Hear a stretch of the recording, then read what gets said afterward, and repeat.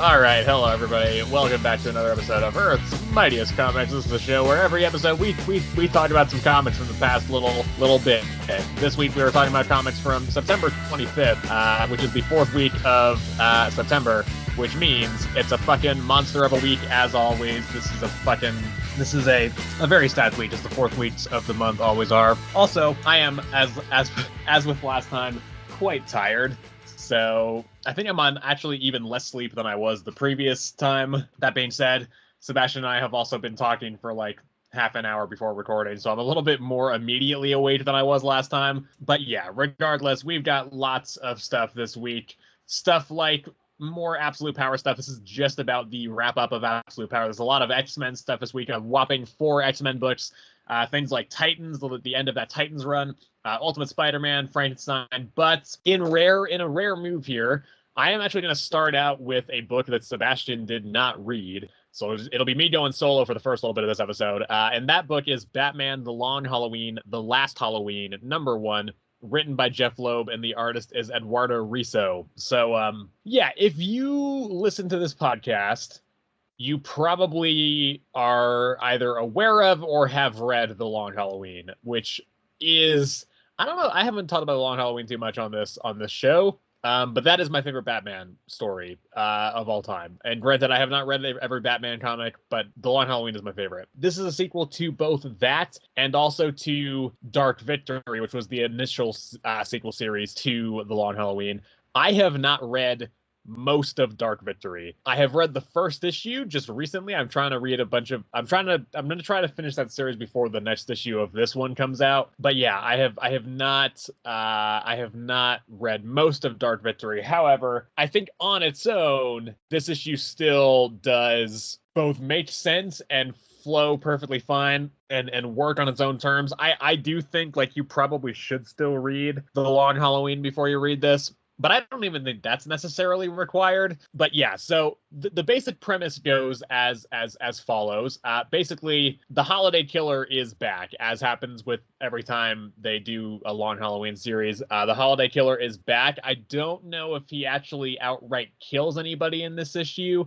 See, the thing is, I read this one like so quickly after reading Dark Victory #1 that I might get the two of them confused a little bit. But I think only potentially... No, actually, I think the one death I'm thinking of is from Dark Victory. So I don't think anybody outright dies in this issue. But we do have a couple of instances. The first scene is it's Jim Gordon's family going out for Halloween. And Gordon's son is dressed like Batman. And he gets kidnapped by the Holiday Killer. And they're not entirely sure like if he gets kidnapped because he's dressed like Batman and they want to take down Batman or whatever. But then we cut to Batman doing some Batman stuff. All of the Falcone family is basically dead except for, I believe, Mario is the only one alive because he went and stopped doing all the Falcone family stuff. Anyway, so Batman is like kind of going around doing some Batman stuff. He's also got Robin with him now. This is early Robin. I believe, I assume it's Dick Grayson. I'm not positive because they don't ever say his actual name. They just call him Robin the whole time, but I'm assuming it would be Dick. And, you know, I think, like, I don't know if he was in Dark Victory either. I don't know if he pops up towards the end. He's not in Dark Victory at the start, so as far as I'm aware, he's not in Dark Victory, but he may show up towards the end of that. Anyway, they kind of have a bit of a cat and mouse game, if you will, with Catwoman, and then somewhere along the line, Catwoman also gets like kidnapped or something by Holiday, and Batman's like, we gotta figure it all out, you know. And that's kind of the first issue. It's a lot of just kind of reintroducing readers to this world, kind of giving the there's a big thing that I totally forgot. Or maybe there wasn't, and that was part of Dark Victory. Actually, yeah, never mind. It wasn't. That was part of Dark Victory. But so, yeah, I do think the end, though, has something to do... Oh, right, yeah. Some people end up going to, like, the home of Two-Face, and they, like, take down Solomon Grundy, like, real quick, and then they shoot Harvey, and then they're like, all right, they're talking to Harvey's wife, Gilda, and they're like, all right, we've got some stuff we need to discuss or something, and that's the actual end of the issue. So yeah, as kind of mentioned, mostly just getting readers kind of reintroduced to this world, or potentially introduced for the first time. They do kind of take some efforts towards the start to kind of recap some of the stuff that happened in previous series here, and so as a result, it's I think it is a very accessible start to this series, and I think it's a very solid one overall. I do think the art is amazing. It's really, really great. The thing with the Long Halloween is it's basically impossible to talk about any book in this series, either Dark Victory, Long Halloween, or even this book, The Last Halloween, without talking about Tim Sale, who was the artist on The Long Halloween and Dark Victory, who unfortunately passed away in 2022. He is a huge part of what made that series as good as it was. Obviously, of course, the story and the writing was great, but also just the atmosphere that he was able to evoke through his art just became like one of the definitive versions of Gotham. It's this very gothic kind of just, like wispy kind of style. Wispy's maybe not even the right word, but just it's so unique and so stylized. And, I think like his rendition of Batman is one of my favorites just ever. He obviously is not on this book because he did pass away in 2022. But this does read like kind of a tribute to his legacy through this kind of last book in this series of books. And I think actually Eduardo Risso's art immediately, like it's incredible, and I think it does a fantastic job at still being distinct and set apart from Tim Sale's artwork. However, it also still manages to evoke the same type of feeling and the same type of atmosphere. It's a similar enough style that it feels very consistent with previous iterations of this, Long Halloween saga, without just outright copying or trying to, exactly emulate Tim Sale's art. And I think that is what ultimately makes this book pop right off the bat. The story is good, absolutely, but it is kind of this continuation of this whole, franchise, if you will, that we have been getting with the Long Halloween, again, saga over the past, 30-ish years. I don't remember exactly when that first series dropped, but I think it was sometime in the 90s. So yeah, I think the art is where it really pops. This is the only issue that Eduardo Risso is going to be on. Every issue they are switching artists to a different, industry, leading artist. I don't know if it's next issue or if it's one later down the line. Okay, it is next issue. Next issue is Klaus Janson, who that's probably best well known for his work, among other things, but this is the thing that I know him best for, his work as an artist on the Frank Miller Daredevil run. So I know Bill Sienkiewicz is an artist for later on the road as well, who did he kind of definitively was the first main artist for Moon Knight. So lots of huge industry names are going to be helping out and stepping in for art on one issue each. And it seems like the pitch they have got for this series will all be fantastic. I do wonder how that will kind of, if down the line you read this kind of all once, how that will play there, where the art is switching every issue. But I think it's a cool idea, and I think it does make sense, because it then I think also does mean that it doesn't really feel like Tim Sale is being replaced, and more that he's being his art and his legacy in the comics industry is being honored by all of these other artists who are stepping in for one issue and then stepping out again. So very solid series. I mean, I think, obviously if you've read The Long Halloween or Dark Victory, I don't need to tell you to read this book. You have already definitely picked it up, or at the very least are going to be waiting to just read the entire thing all the way through. But I think it's a very good series, very good continuation of the story. And I think I'm gonna give it what do I give this? What do I give it? Honestly, this might be my pick of the week, maybe. It's either this or another one. I'm gonna tentatively give it a 9 and say this is my pick of the week. I think it's a very solid issue. Yeah, I mean, I think it's one of the most popular Batman comics. It is. I think I know that one and Killing Joke, I don't like Killing Joke that much. But the big one is Dark Knight Returns. That is the one that stands above them all. Yeah. But I think Long Halloween's much better. Well, again, anyway, moving right along here, we're gonna go with Predator versus Black Panther. Okay, I almost said Ultimate Black Panther. This is Ultimate Black Panther number 2. No, just kidding. This is Predator versus Black Panther number 2, written by Benjamin Percy, and a couple artists credited on this. We have got Lee Ferguson and Sean Damian Hill. There's not much to say with this one, I think, because there's not a lot that really happens. We have, like, basically at the start, there is, I just got an ad for HBO Max in Spanish, and the movie that it's showing is Beetlejuice, but it's spelled Beetlejuice. So yeah. Yeah, at the start of the issue, it's a brief skirmish between some of the Dora Milaje and some of the Yautja. I think it's a pretty, like, quick fight, but like a couple of both the Dora Milaje and the Yautja both go down and die in this fight. Yeah, one of the Dora Milaje, this is a little bit later, but one of the Dora Milaje even gets hit with, like, the net thing that, like, cuts you. But then, so that's kind of that first scene. Then there's a bit with T'Challa where he's kind of, again, he has his first actual, like, face-to-face direct interaction with the Yautja. And in this, like, he runs into one of them, he sees it coming towards him, like, immediately disables its tracker, and then just, like, it starts getting eaten by, like, an alligator, and then T'Challa kills it while it's in, like, the jaws of the alligator. Then we have Shuri and that other guy who she was with, who are on the outside of the Wakanda dome, trying to find their way, like, back in, because they're like, something's going on in Wakanda, something's wrong. So they try to get back through the dome, and it doesn't really work.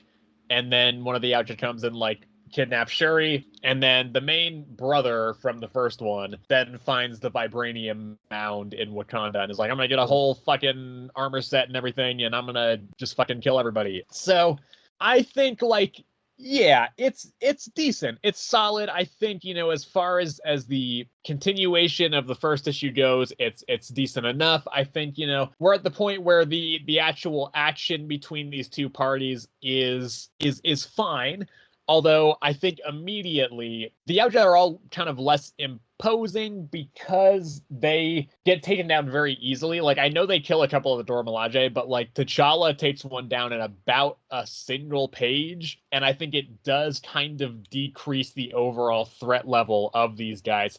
Of course, I know, like, the one that he's fighting, or the one that he fights in this issue, is not the main one. Like, that's the brother that's going to fight. And he'll, like, you know, be picking up some vibranium stuff. So it'll obviously be a lot, you know, more of an actual fight going forward. But yeah, it's not immediately super... I don't immediately buy the threat that they pose to Wakanda right off the bat. However, I do think, you know, something I like about this issue is that I do like the whole, again, I mentioned this in the last issue, but, like, the Predator hunting grounds just being in Wakanda, I think is cool. I think it's a cool setting for that. And I think that sequence of the Dora Milaje kind of being hunted by all of the Yautja is cool enough. So I really don't have much to say besides that.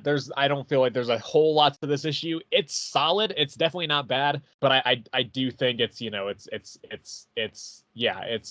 not quite amazing as an exploration of these two, like, the action between these two. That I don't feel like is completely explored yet. Yeah, I mean, I could see what you say that, yeah. You know, like, really, there's a reason this brother was inferior. I don't know if it's just, like, not with the brother itself, but, like, his team itself, you know? Like, I feel like these Predators, I don't know, they're just, like, whenever I think of Predators, you know, I think of the movie and, like, how, like, nobody really can, like, hold a cradle to them. But, yeah, like, these guys, like, I don't know, what can I say?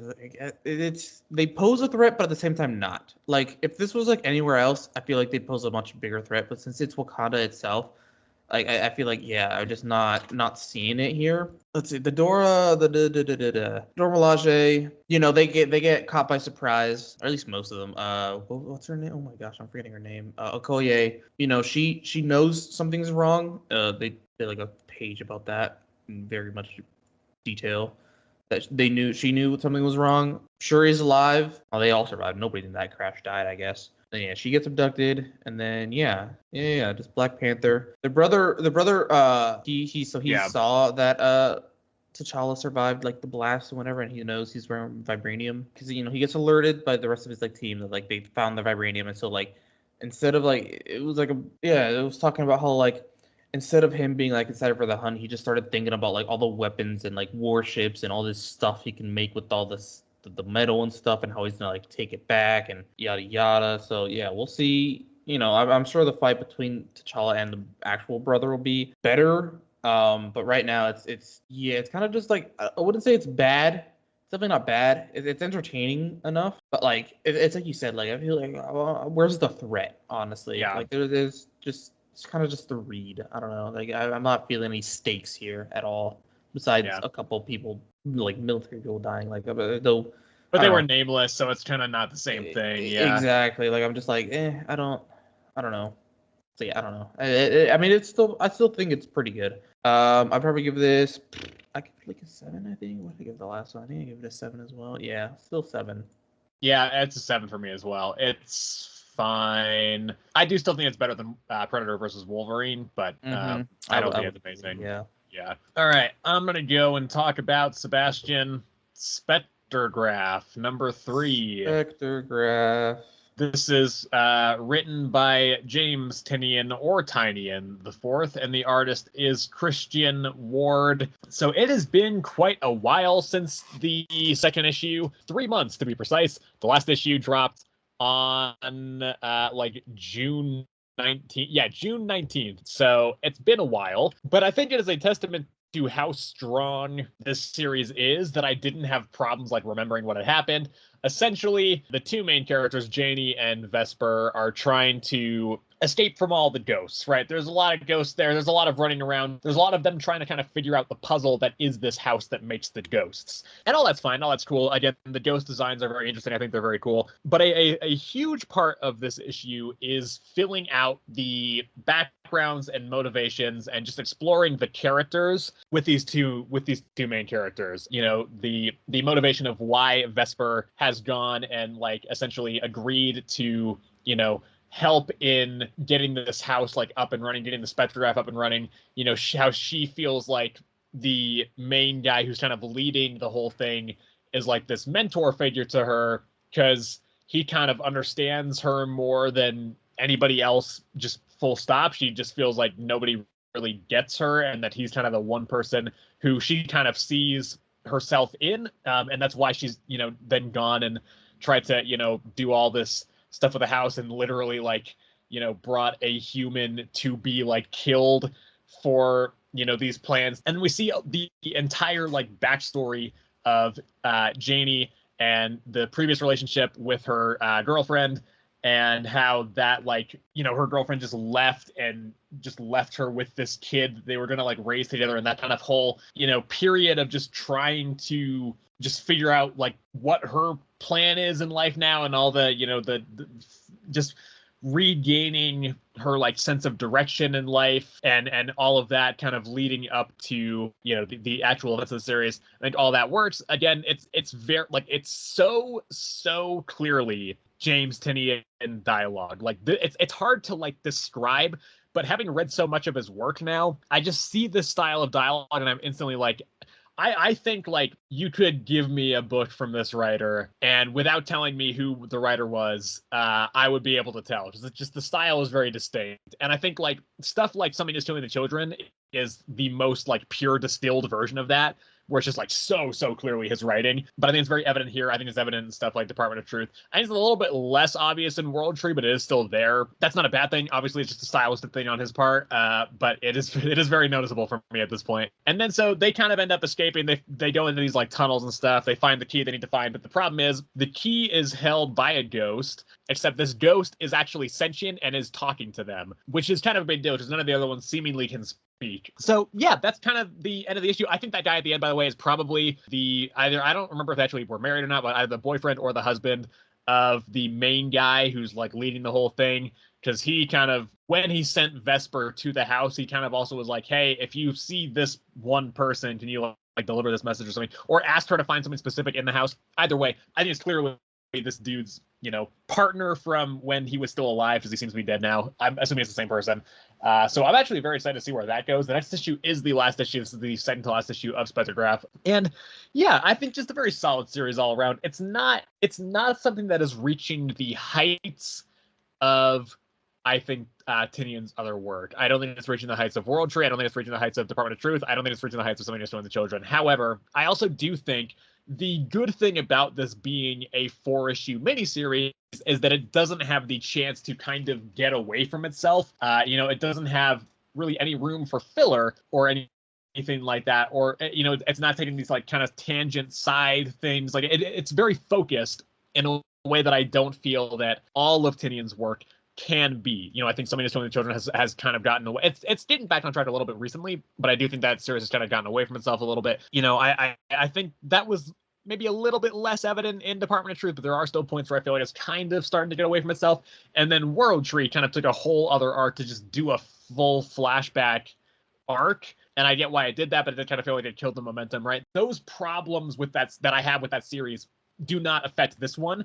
However, I also don't think it has the spectacular highs of some of those series. So it's still solid. Absolutely. I think it's a very solid issue, very solid series, but not really like amazing. I'm probably going to give it an 8. It's honestly kind of between a 7 and an 8, but I think I'm going to give it an 8. And yeah, I'm looking forward to that next issue. Yeah, man. Damn. I don't know. I never read it. Anyway, moving along here again. We've got Titans, number 15. All right. Yeah, as mentioned, Titans number 15. This is written by Tom Taylor, and the artist is Lucas Meyer. Or Lucas Meyer, I'm not sure. This is the final issue of Tom Taylor's run. And honestly, thank God at this point. This run is just kind of baffling to me because it started off fairly strong. In fact, I think it's only been in like the last 3 issues that the series has been not good. I think starting with the filler issue where they just did the whole Apex Ava plot, that's where this run kind of fell apart for me. And this is the last issue. I don't think that this is as bad as the previous issue. However, I think it's a little bit more disappointing to a degree. The last issue was like bafflingly bad. Like that was the kind of comic that you don't see very often these days, where it's just every step of the way, every decision in that issue was just like, what the fuck is happening here? Like, it was so bizarre and strange that it just didn't really, I don't know, it was like kind of like mesmerizing to read because it was so insanely terrible. Like, it was a train wreck, the likes of which you just don't see in comics very often. This issue was the more traditional way that you see comics being not very good in these days, which is it's just kind of not that interesting, and it does rush some things. I don't know. It's fine, but like I don't know. It starts out with at the end of last issue, Dick was like, we need every hero on Earth, and immediately they like a bunch of like really hard hitters show up. Like Martian Manhunter is there, Superman is there, and they just all immediately get put down. Now, right off the bat, this is something where I was like, why though? Why even bother with that cliffhanger being like, we need every hero on Earth if you're just not going to do anything with them in this issue? They're a non-factor. They do nothing for the story.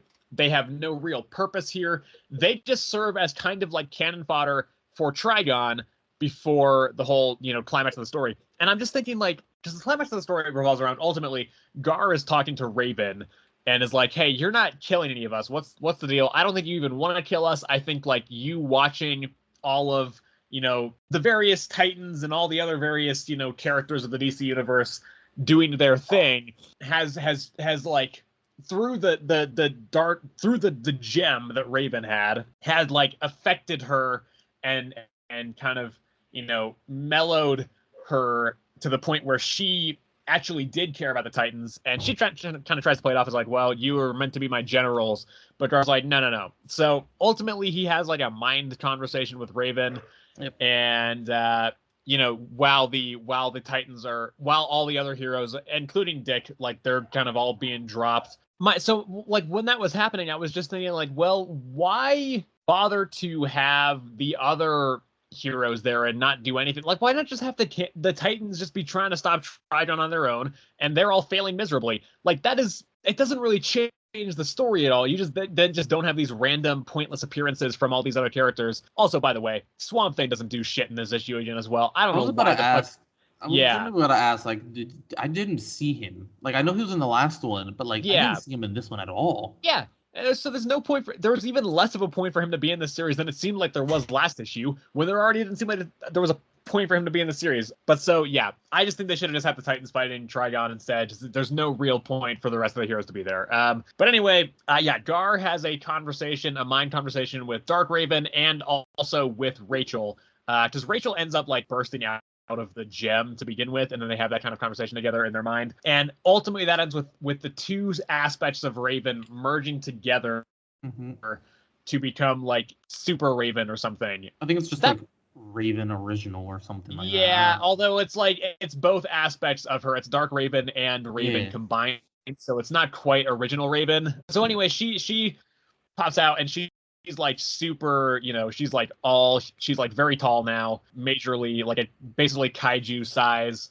And this is where things kind of get a little bit weird again, because obviously they were doing like the whole crown thing with Dark Raven or Dark Winged Queen or whatever. And so she's like, well, now that I'm, not just Dark Raven, I can also use a crown still and get more power that way. And then like the Titans do like a Megazord Power Rangers thing where they all like get enveloped in the gems, and then like Raven uses all of their powers combined to defeat Trigon, and it's just a little bit goofy. I don't know. I don't think it really works. It's not like terrible. Here's the thing. This issue is more competently written. Like the structure of this issue feels more logical than it did in the previous one. So this doesn't feel like as bafflingly terrible. It's just not interesting either, I don't think. I think the last one was at least interesting. You could not say that last issue was boring. It was insane, but it was not boring. I said that in the last issue, and the last episode we talked about that, and I do very much stand by that. The whole fight between them, it's just kind of it's weird, and I don't know that I really liked the concept of Raven just like becoming the Megazord and then using all of the Titans' powers. Like it just didn't work for me. But then regardless, Trigon does not die, but he gets like taken down, and then the Titans show up to Waller's place, and they're like, "Hey, fuck you, Waller. The Titans are protecting the planet," or something. And that's the end of the issue and the end of the run. So I don't know. It's fine. It's fine. It's not great. It's just kind of this. Here's the thing. I think if last issue had not been so shit, I think I would probably feel better about this issue. The thing is, like, following up on the last issue, like, this is obviously better, I think, but at the same time, it's still just as, like, I think that last issue kind of soured the entire arc, and so this, while it is better, can in no way salvage that. And I think, additionally, it's not super interesting.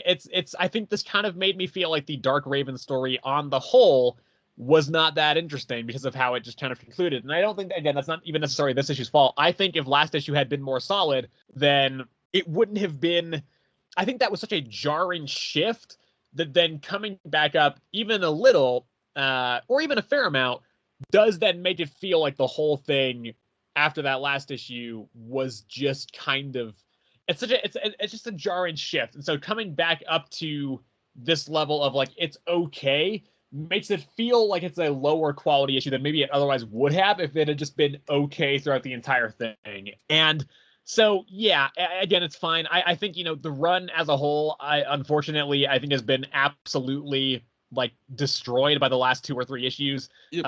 I did like this run towards the start of it, but I do think that just like it just didn't work ultimately. And I mentioned this in the last issue. If Tom Taylor were staying on the book, I would 100% be dropping it. I am interested to see how the new creative team does, so I will be checking out at least the next maybe at least the next issue, maybe 2 or 3, and maybe more if I end up really liking it. This issue, though, this run, I think, is just going to be kind of characterized by the fact that it's just forgettable. Like, it didn't do anything really interesting. I don't think. Even the interesting ideas that it set up, it didn't pay off well. And, really, like, if we don't count Beast World, this run had 2 arcs, and that's it.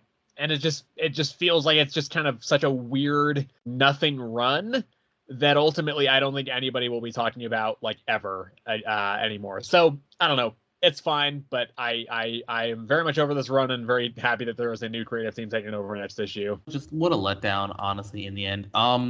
Like in the end, like for like why build up the hype for the Dark-Winged Queen if she doesn't do anything? Like, let's be honest here. I knew this was how this was going to end, though. I knew it was going to be like the Titans had changed her, and then she was going to turn to their side again, and then that was going to be it. Okay, yes, I figured that's how it was going to end too, but I figured they'd at least fight her or something. They didn't fight her at all. It was just Trigon. No, but remember the Spectre killed her last issue, and then she was quipping at Gar.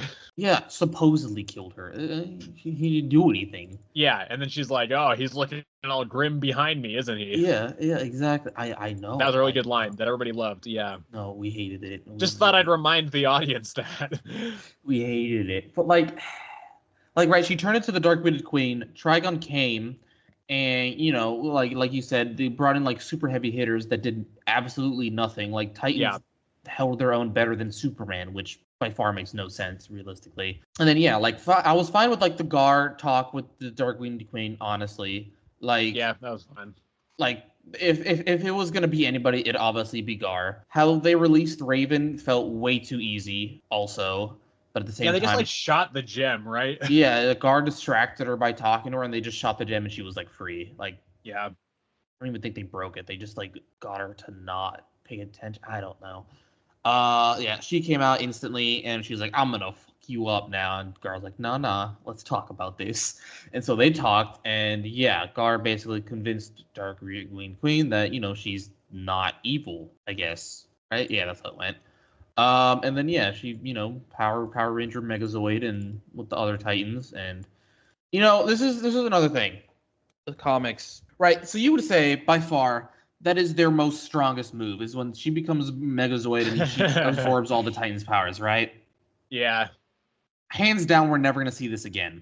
No, I don't think, to be fair, though, I don't blame that on any of the writers because it's a different creative team taking over, so...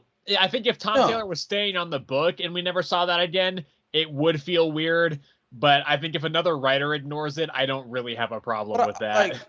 I don't even honestly, right? If it's some big world-ending event and we don't see at least a mention to this, I don't know. I feel like that's wasted. Well, what's funny?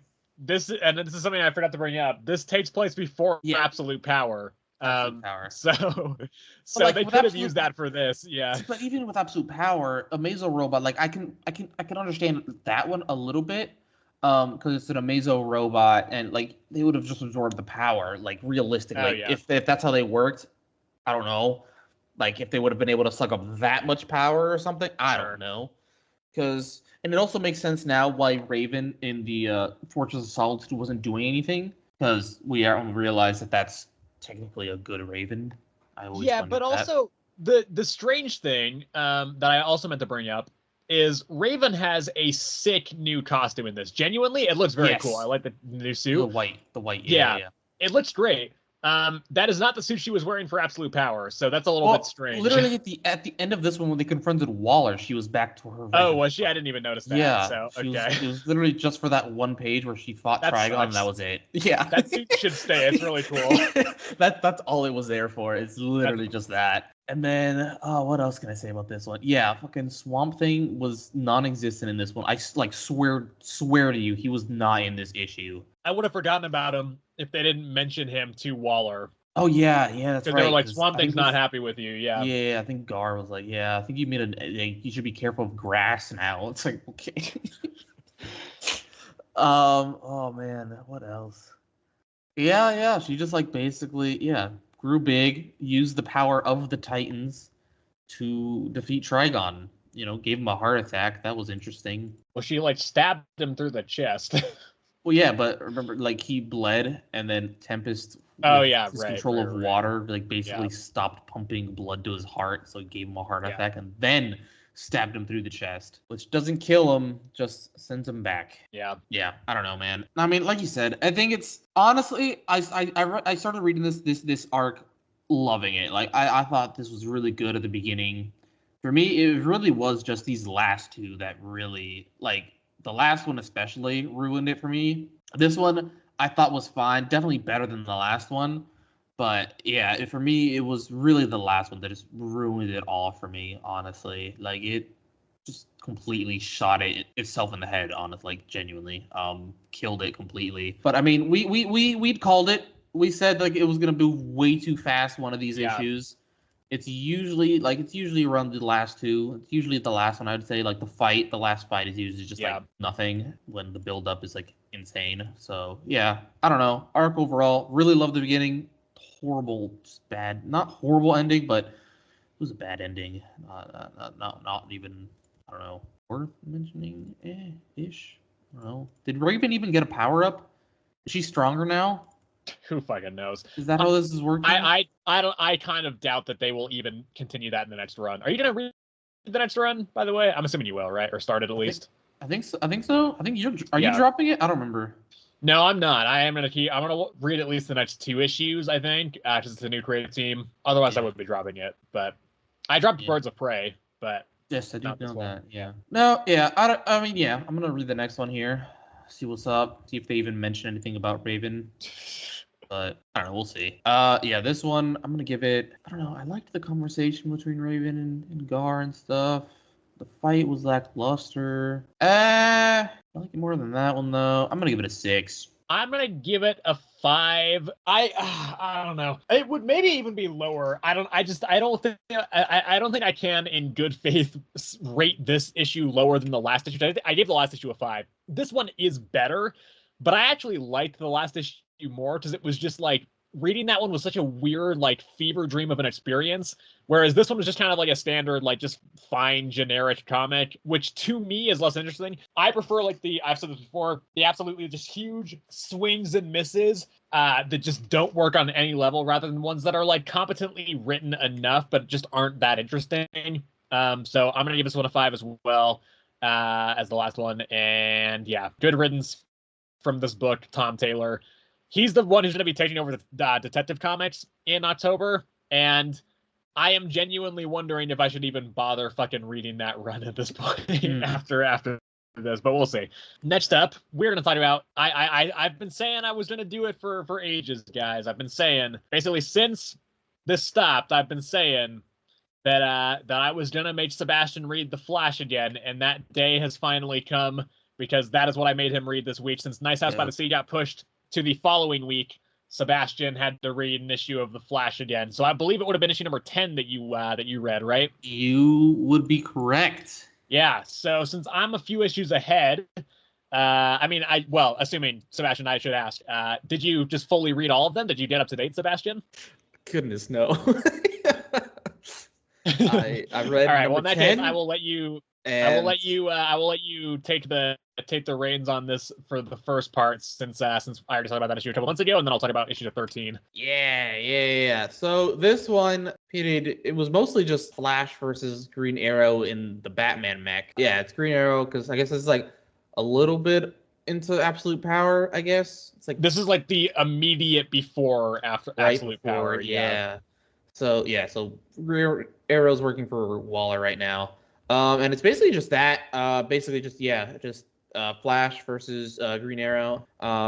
He basically just one ups it. Oh, and then also Jai, I think is he discovered that I think it was the stillness that lied. Yeah, that sounds right. They lied about the universe being torn apart or something like that, and Jai did some weird like binary code thing to figure out they were lying. Mirror Master was like, "Oh, the jig's up," in like his mirror world or something. And then something happened there. I really don't. Oh, they released the speedsters because of that, I think. And then we go to the other world where Wally's at, and he doesn't know what's going on. And then at the very end, you see Flash, Reverse Flash, in like a very weird god-like image, angel. Like I don't know. It was like he was like multiple heads. They were stretching. They had like this like angel figure, like a realistic angel figure in the background. I don't know, man.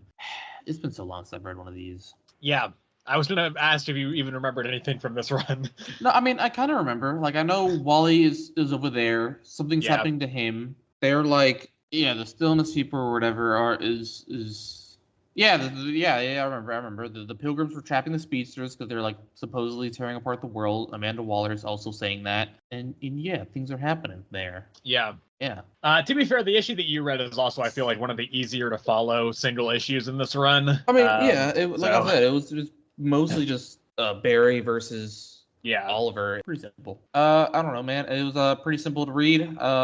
Then from what I remember from Flash. So yeah, I'll give it a 7.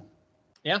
Yeah. Okay. The one I'm reading is Flash number 13, which is written by Cy Spurrier, as always, and the artist is Ramon Perez. So I was very high on the last issue overall. I didn't give it an amazing score, but I did think that it was a very great just culmination of everything up to that point in that series, ending ultimately in a climax that I thought was genuinely incredible. This one, it's not that I feel that it loses itself, because I do think that it's easy enough to understand. However, this one didn't quite get me as invested in it as the previous issue did, to the point, and this is, to be fair, not really even necessarily based off the quality of this issue, but to the point where I genuinely am actually wondering myself if I will pick up the next issue. Because the creative team is staying the same for the next issue. Like, this run is not ending. This is the conclusion to what I would say is the first major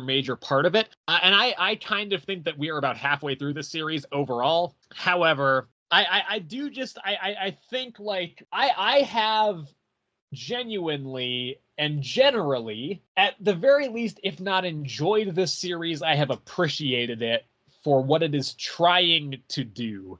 And what is that? Just tell a cool is maybe not the right word.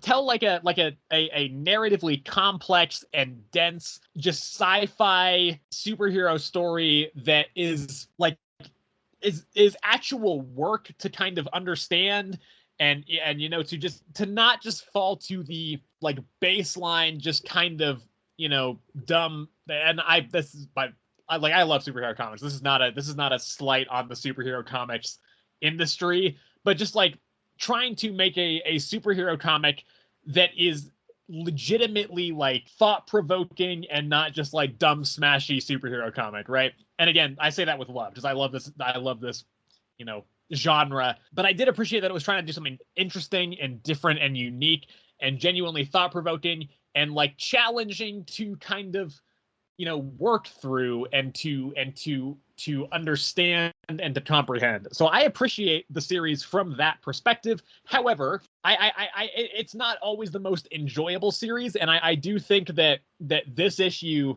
kind of, well, I feel like last issue was the perfect way to conclude this first part of the series with this, you know, I think that kind of was that encapsulated everything that I think the series has done right. This one kind of goes the other way. It's not bad, and it's certainly like it's not as confusing as some of the others, but I think it does kind of I don't think this is actually, despite the fact that this actually does wrap up everything in a more conclusive way than the last issue did, I don't think this is as satisfying as of a resolution as that previous issue was, because I even mentioned how I thought that previous issue could have been the end. Like, it would have left some things kind of open-ended, and, you know, it would have been maybe like there would have been a jump a little bit, but I think it still would have worked. This one, essentially, Barry and Wally have like gone into the heart of the Speed Force to try to remove the Eobarthon poison from the Speed Force. Basically, they learned like the Speed Force was in pain before all the weird stillness, archangels, cosmic shit was going on. And so the archangels show up and they're like, hey, Wally, I know you're trying to take the poison out. If you do, we will kill your entire family. So, you know, just don't do that and just let the universe die. And Wally just ultimately runs super fast and is able to kind of outpace them and save his family. And then he does end up, you know, being able to save the time stream and everything. And a lot of the Flash family ends up kind of in the Speed Force and in the Void. And we find out, because Wally's like, yeah, the Speed Force has been in pain for a while. And I'm curious to see what you think about this, Sebastian. Linda, Wally's wife, is like, I've seen this thing before 3 times. The Speed Force is giving birth. What the? Yeah. And so it's a little bit unclear as to if it's giving birth to like a being or an entity or something. Because the Speed Force is, we kind of find out in this issue, alive and is kind of living life through the eyes of the speedsters. I kind of interpreted this as the Speed Force is giving birth to this new universe where, you know, everything's kind of back to normal. I actually thought this might have been like it was giving birth to like the absolute DC universe, which is coming up soon. I don't think it is. And then, especially because at the end, they kind of leave the Speed Force. They're like, all right, that was good. Good work, everybody. And then they're like, oh, shit, absolute power is going on. We got to go do absolute power stuff now. And so that's the end of the issue. And I do think that, like, the reason ultimately, this is fine. I think it's fine. It does get a little bit, preachy isn't really the right word, but there is kind of the whole ultimate, like, end point of this issue is, like, the Archangels are like, you cannot like stop us, Wally. And Wally's like, yes, but you didn't think about the power of love. And then he just loves so hard that he saves his family, and the Archangels just like get defeated. And then like the Archangels get their memory wiped and just go and be like get reprogrammed to just go become like explorers of the universe. So I like stuff like that is it just kind of feels like so overly saccharine that it just didn't really, I don't know, it didn't really work too much. And then like the Speed Force giving birth thing just kind of was like, it just kind of got dropped in there. I was like, what? So that's part of why I'm considering maybe not reading the next issue. The other part is I do just think like this puts such a definitive ending on the run to this point. Like this doesn't feel like an arc, right? It is technically a 13-issue arc, but it doesn't really feel like that. It feels like it's just the story for this entire run, and the fact that it's continuing on, it feels like I just don't know if I'm invested in continuing this run when the story feels so definitively wrapped up, and they don't really even set anything up for the next part of this run. Like there's like one frame, there's one panel where Wally's like, I had a vision of like me in another Flash, and it's another Wally, and they're like having conflict with each other. So that's kind of interesting, right? That's kind of cool. And so I might, because I have generally and genuinely appreciated this run, what it's trying to do at this point. I kind of do want to see what Cy Spurrier does next, now that he's out of the constraints of this arc and moving on to a new thing. But at the same time, this does feel like such a definitive ending that's like, well, how would I then get invested in that next part? So I don't know. Regardless, as an issue itself, it's fine. It's not as good as the last one, and I don't think it actually provides as good of a conclusion as the last issue, despite it being more of one. But it's fine. I will probably still give the next issue a try at least and see kind of how it's going. But yeah, for this issue, I'm going to give it a 6 and just kind of say, it's a little bit disappointing, I think, ultimately, compared to the last issue. Yeah, honestly, I just, you sticking with it, I don't know. The thing is, like, I do still think it's one of the most interesting series currently going on in mainstream superhero comics, and I do want to see where they take that. I just don't know if I really, again, like I just don't know how invested I would be after this arc. Yeah, we'll see where it's going. This is a long arc, realistically. Yeah, 13 issues. Yeah, over a year. Yeah, pretty crazy. All right, anyway. Yeah. We're moving on to Avenger Annual #1. Oh God. Okay. Yep. This is Avengers Annual #1, as mentioned. Written by Derek Landy and the artist is Salvador LaRocca. This is the finale of the Infinity Watch mini event going across all the annuals. So I have been, relatively speaking, pretty positive on this event overall to this point. Granted, we did not talk about the Spider-Boy annual from last week, because we didn't have an episode last week. I didn't like that issue. No, I don't like Spider-Boy. Yeah. So it has been recently kind of dropping. My opinion on it has been kind of dropping a little bit. And this issue, it's just not good. It's just not. I don't like it. This is and to the point where I'm just sitting here thinking, like, Marvel, please stop doing these like mini events running through the annuals. Contest of Chaos was bad, and I think this issue is bad enough that it makes this entire event bad. Like, yes, there are still good issues in it, but like I think like any of the issues in this event that directly link into the like Thanos versus the Infinity Watch thing is kind of just bad now. I think the Amazing Spider-Man one is bad. I think the Thanos annual now is kind of bad because of this issue. I think the exception is the Hulk one. I still think is pretty good on its own, but like I think I just think like this one initially I was fairly positive on, but it's this last issue I think is genuinely, and I seem to recall a similar thing happening with Contest of Chaos, where I was not hating that event, but then the end I think kind of made the whole thing feel worse in comparison, and I feel that with this as well. I do think this is better than Contest of Chaos, but not by a whole lot anymore. Essentially, all that really happens here is Thor and Carol, Captain Marvel, they go to this place where the Infinity Watch is meeting. The rest of the Avengers are not able to go there. They're stuck in the Impossible City because Thanos has put up like a force field around their area that they cannot take down for a while. So immediately, this kind of pisses me off because it's a fucking Avengers Annual. Yep. And Thor and Carol are the only two Avengers that do anything in this. Like, technically, Tony has some voice lines, but that's kind of nothing. And even Thor and Carol are not really factors in this issue. This is just all about the Infinity Watch.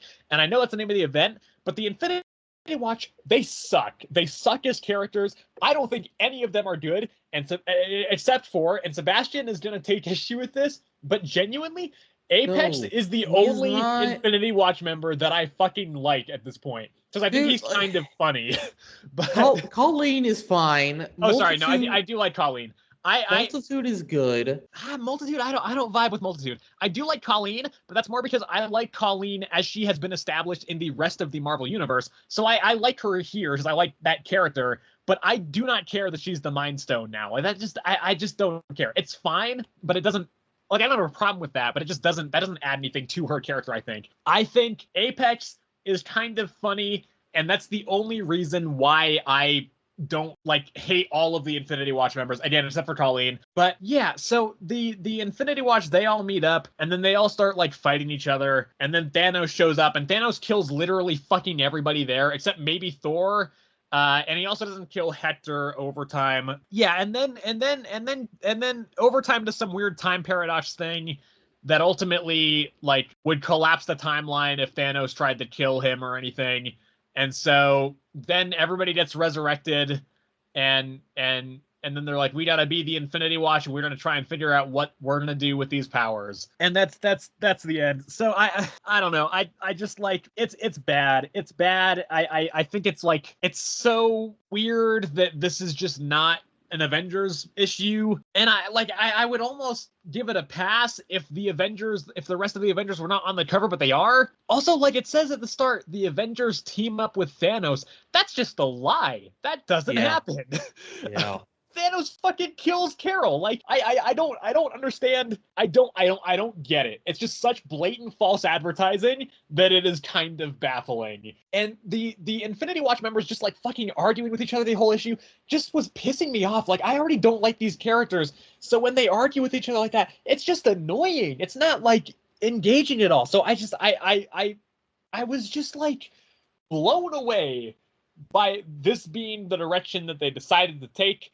I was already not planning to check this out. There's an upcoming Infinity Watch miniseries in December. Fuck that. I'm not reading that. I was already not going to, but I most definitely am not going to now. So it's written by the same writer as well. That's the other thing. It's written by the same writer. And so this it was bad. It was bad. It was annoying. I didn't think the fight with Thanos was very good.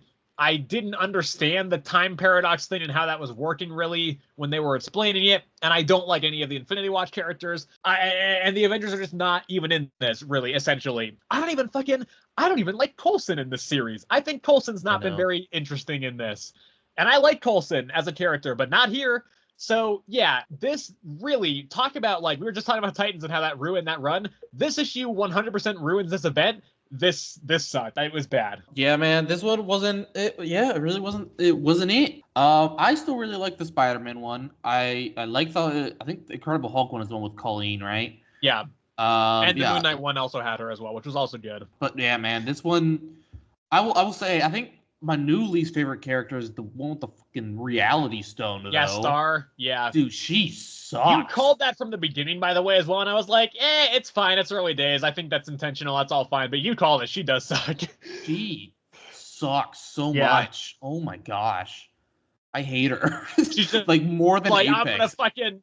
Yeah. She's like, well, Apex is at least kind of funny. There's a good interaction between Apex and Thor in this one where Apex is Was. Yeah, Apex is like, I consider you to be my best friend and my brother, Thor. And Thor's like, what? You do? And then Apex is like, yes, but the Infinity Stone is as part of me as much as, and then he mispronounces Mjolnir is a part of you. Yeah. And Thor's like, what the fuck are you talking about? I don't even want to take your fucking power, dude. Like, that was fun. I like that. Star is just like this weird, like, power hungry, like, I'm just gonna fucking rule the Infinity Watch and rule the world. Like, it's just like, Yeah, she just wants to use it for like whatever she wants, and Yeah. Colleen literally was just like, "No, we got to think about how we're gonna." I think it was Colleen and Carol were both like, "We gotta, we gotta learn how to use how we're gonna, we Yeah. gotta learn how you guys are gonna use these powers." And he's like, "No, you guys are gonna take the stone away from me, like fuck you Yeah. guys." And then obviously Apex, being the dumb shit he is, doesn't even think for himself. Yeah. The portal guy traps Carol for, I don't, dude, it was Fortnite just does fuck all, by the way. In this entire event, he's Genuinely. basically not even a factor. genuinely like I think he was the first to die, right? Like. Maybe. Yeah, because Thanos Thanos got got there. his stone first. Yeah, then he leaves the portal open because he's that Yeah. smart. Thanos stabs him in the chest. Boom, Yeah. space stone. Next to the power stone, he just opens a portal Yeah. into Apex's chest. Yeah. Takes that one. Then I think from that one goes, I think honestly Colleen. I think it was Colleen was next, yeah. Yeah, she tries to fight back, but with the Power Stone, he just squashes her. And then from there, I think is the Reality Stone, who for Scott, dude, I hate her so much. She could only think about hands that entire fight, and then Yeah. finally, when she thinks of something else, she thinks of a foot. Oh Yeah. my gosh! Oh, she's so bad. Yeah. She easily gets destroyed. Then Multitude just literally crumbles. Carol gets wrecked. What else? And then time paradox. Honestly, he just did what Doctor Strange movie did to Dormammu. Made a time paradox, trapped him in there, or whatever, was gonna kill him. I don't know, man. This was lackluster, and I hate most of these characters. I will say this. Apex sucks, but he is fun in his own way when he's not absolutely obnoxious. The Reality Stone lady, she is actually the worst. Portal guy is fucking useless. Time guy, I feel like he's the only one that actually used his stone the entire fight, like correctly. I don't know. Colleen tried. Portal guy just horrible. Reality lady sucks. Apex didn't even fight Thanos. Multitude just crumbled under his own weight. And what a fumble, what a mess. We didn't even see the Death Stone in action, which I feel like we were building up for, and then it's just nothing at the end as well. Yeah, dude. Honestly, what a terrible ending again. Just Jesus Christ. Yeah. Jeez, yeah. I am gonna give the Infinity Watch series. I'm gonna give it one issue. If I find it interesting, I'm gonna keep going with one issue. It's gonna be on a very short leash. I will tell you right now. But I'm gonna try it simply because I really don't have a reason. I'm just cause I want to try it. And see what it's gonna do. But if I don't like it, it's instantly getting dropped. Yeah. Instantly. All right. Anyway. Rating time. Fuck. I don't even know. I don't know. Their deaths were kind of okay. Not really. Thanos just beats them all up. Yeah, that's what I'm like. Was it even enjoyable? No, it wasn't. Man. Fuck. I'm gonna give it. I'm feeling a 6, but I think I'm gonna give it a 5. I'm giving it a 3. Damn. Yeah. Now, Sebastian, we unfortunately do have to do this segment. It's been a couple months, but it is time for our recurring segment. Is this event better or worse than Night Terrors? And I'm just gonna straight up say I think it's worse. It's 100% worse. Yeah. Really? I don't know. This might even be worse than Contest of Chaos. I'm not sure, but I do think the ending is worse. Yeah, Contest of Chaos, at least I don't know, because there was in Contest of Chaos, there's a lot of people that I just could care less about. They chose those characters. At the beginning, they chose characters that everybody was interested in. Spider-Man versus Wolverine, Storm versus Iron Man, Moon Knight versus somebody. I don't remember who. It was Moon Knight versus one of the Korean superheroes that it was towards the end where they were choosing characters that I'd never heard about, and I was like, who the fuck are you? I mean, I think the second to last one was Cyclops versus Captain Marvel, so that's a pretty. Oh, there was that one. There was that one. That one wasn't bad, I think. I don't remember exactly. honestly. And so yeah, and in the back half of it, it felt like it was building to something bigger with, Clea and Spider-Man and Jessica Jones and all them people. It was building something in the back. This literally built to nothing. Like the Death Stone, it literally did nothing. It's just he's part of Infinity Watch. Like that's okay. Like it literally did nothing. Like we knew Thanos was going to come after the stones. Like obviously that's what he does. It's his entire character. So yeah, it's just it didn't do anything. It's definitely worse than Contest of Chaos. Yeah, I don't know. I think like the thing is like the good issues of Infinity Watch I think are better than some of the better issues of Contest of Chaos, but I think Contest of Chaos overall didn't have quite the same level of just really bad issues. I mean, outside of like the Storm and Iron Man one I thought was really bad, but outside of that there weren't too many that I was like, this is just absolutely terrible. The fact that this one ended so poorly does not help its case. And yes, like Night Terrors is longer, but it's just like Night Terrors was trying to do something. That's the thing. This event, I guarantee, will go nowhere. Contest of Chaos didn't go fucking anywhere. I mean, technically it did, just a Darkhold turned into a kid, and then that kid was in the Blood Hunt Strange Academy tie-in. But if you didn't read that, who fucking cares? It doesn't matter. Like nobody, that has no wider impact on anything. And I guarantee this will be the same way. I think after that Infinity Watch miniseries, we may never see most of these characters again. And honestly, that's probably for the better. So yeah, it's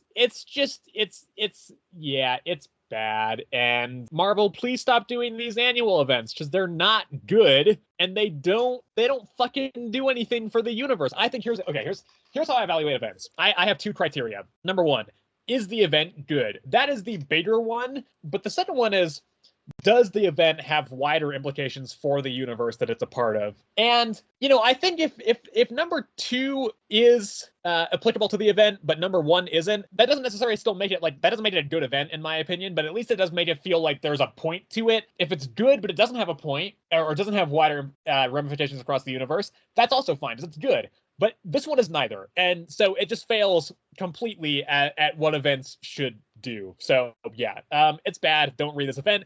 And I know this is not directed at Sebastian, because I know he's going to anyway, but nobody out there, nobody else go and read the Infinity Watch series. It'll be bad as well. I'm almost positive. So yeah. Most likely. All right, we got to rate the event as a whole. Oof, 5. 4. Oh wow, I got to leave lower than you, huh? Yeah, I think the high points of it were good enough that it's got some decent parts, but I think it's bad overall. Yeah, I don't know, man. I give it a 4 because, like you said, no, honestly, I don't see where it's gonna lead besides the Infinity Watch. Like, genuinely, instead of making it an event, they could have literally just made it a series, just the Infinity Watch series as a whole, and just done the exact same thing. Just introduce each character over, like basically the entire thing they did, but just instead of making an event, just a series. That's it. Yeah, that would have been nice for me as well, because then I wouldn't have felt like I had to read it. I would not have read this if it was not an event. So yeah, exactly. So it's like, I mean, they could have literally just done that. Like, it wouldn't have changed anything. Yeah. So yeah. Okay, we're gonna talk about Daredevil, Woman Without Fear, Sebastian. Okay, this is written by Eric Schultz. This is number 3 of the series, the second to last issue of this series. Written by Eric Schultz with the artist. Couple of credited artists again. We've got Yvonne Fiorelli and Michael Dowling. I'm probably gonna go pretty quick through this one because we've been recording for a little while already and we're not even halfway through. So and there's also not much to cover with this one. Essentially, Elektra goes to the Magia hideout, meets Count Nefaria, has a bit of a conversation with him and Silvermane, I believe. Yeah. And then they essentially send her to the Power Broker, which she then breaks into, fights some Power Broker guys. And then Power Broker's talking about the Punisher, the new Punisher, where he might be, because essentially Count Nefaria is like, if you kill this new Punisher, or at least bring him to us, we will tell you where Alice is, who's the person she's trying to find. So, but then it turns out, when Elektra is at the Power Brokers area, it turns out that Alice actually was just kidnapped by her aunt and is still in Hell's Kitchen. And then she runs into the Punisher again and is like, all right, we're gonna have a throwdown with the Punisher now. And that's all the issue is. Here's the thing with this one. I think it's still decent. I don't think it's as good as the previous 2 issues, and there's a couple things with that. First of all, I just inherently do not like Count Nefaria. I think he's a boring villain. I don't really like him here. I just don't think he's that interesting. And the other thing is, this issue is essentially just a fetch quest to go and pad the page count until we get to the next issue. Because, I think the whole point of the series seems to be the fight between the Punisher and Elektra. And that main part is happening next issue. Like the next main fight between them is happening next issue. And so this is kind of just a fetch quest to kind of find out some information before that main throwdown. So that's part of it. The art is still great and the action is still good because of that. However, the main problem I have with this issue is the fact that Alice is still in Hell's Kitchen. Because really, that means that this entire series is kind of pointless. Like, the whole reason for this series, the whole, like, purpose behind this series initially was for Elektra to try to find Alice. That's why she went to Madripoor. That's why she encountered the new Punisher. So for it to just be like, hey, actually, she was in Hell's Kitchen the whole time, it's like, well, then why does the series even exist? And I don't mean that in, like, the that sounds kind of harsh. I don't mean that in the fact that the series shouldn't exist. I just mean, like, it just makes this whole thing feel kind of pointless because Elektra's whole goal and the reason this entire series has happened is, like, a complete, like, just red herring. And that kind of bothers me. I don't really like that. So, like, they could have just made it so that Alice is just in Madripoor, but they didn't. And for some reason, they just made it that her aunt kidnapped her, which is weird because it seems like the Magi kind of knows what's going on because they were kind of the ones to, like, say, hey, we can, you know, tell you where your, you know, protege is if you come to Madripoor and do business with the Magi or something. Like, that was the whole kind of thing that kicked this off. And if Alice is just not in Madripoor, then the whole thing has kind of been pointless. And, you know, I don't know. So that does make me feel like this issue was kind of a bit of a flop. It was not bad. Like, it's still fine. Again, I think that Erika Schultz has a good handle on Elektra's voice still. And, you know, I am interested to see the fight with the Punisher again next issue. But I do think that as far as that plot point goes, I think it also just does make the series worse. It's like, well, then what was even kind of the point of the series to begin with? It's all this, like, wild goose chase that is not even relevant to the main driving force of the series. So I didn't like that. I thought that was a bad writing choice. And that did ultimately make me feel way less favorable to this issue than the two previous ones. Yeah. Listen, I was a little excited for this one. Not really excited, but you know, my phone game that I play, they just added Count Nefaria, yeah. that man. So to see him in this one, I was like, hey, it's this guy. I know very little about him, but at least I've heard of him, because before that, I would have never heard of this man. I'm gonna be honest. But yeah, this one, okay. Realistically, not a lot happens here. Like, honestly, kind of nothing. It felt like a filler. Yeah. Just a filler one. You know, we learned the only thing, the biggest thing was that, yeah, Alice never left Hell's Kitchen. I don't know why, what's his face? Silvermane guy knows where Alice is. Yeah, I don't know either. I don't think they're not the ones that kidnapped her. No, yeah, that's the thing. It's like, this kind of makes this one plot point to me kind of makes the entire series fall apart. Yeah, so, like, I don't. Who's the guy in the last issue? I don't even remember. It was like some other guy that was with Alice. Was that not Count Nefaria? I thought it was. Maybe it wasn't. So they did capture her. But then why was he saying he didn't know who she was? I don't know. And why was she, like, she was clearly still in Hell's Kitchen. In this one, yeah. Yeah. I don't know. This is all falling apart. Yeah. This is not making sense. Yeah. Overall, I still enjoyed this one. I'm gonna be honest. Through and through. I don't know. I think I really like her character as Daredevil, man. I really do. I do too. I just really don't think the plot held up for this one. No, plot did not really make sense for this one. You know, fight scene between her and Faria and Silvermane. You know, I thought it was fine for what it was. I thought Nefaria was a lot stronger from what I was explained, like, by people from, like, the game, being like, who is he, when people ask, and they were like, basically a Superman but with laser powers out of his hands. I'm like, damn, that sounds insane. But that is absolutely not true.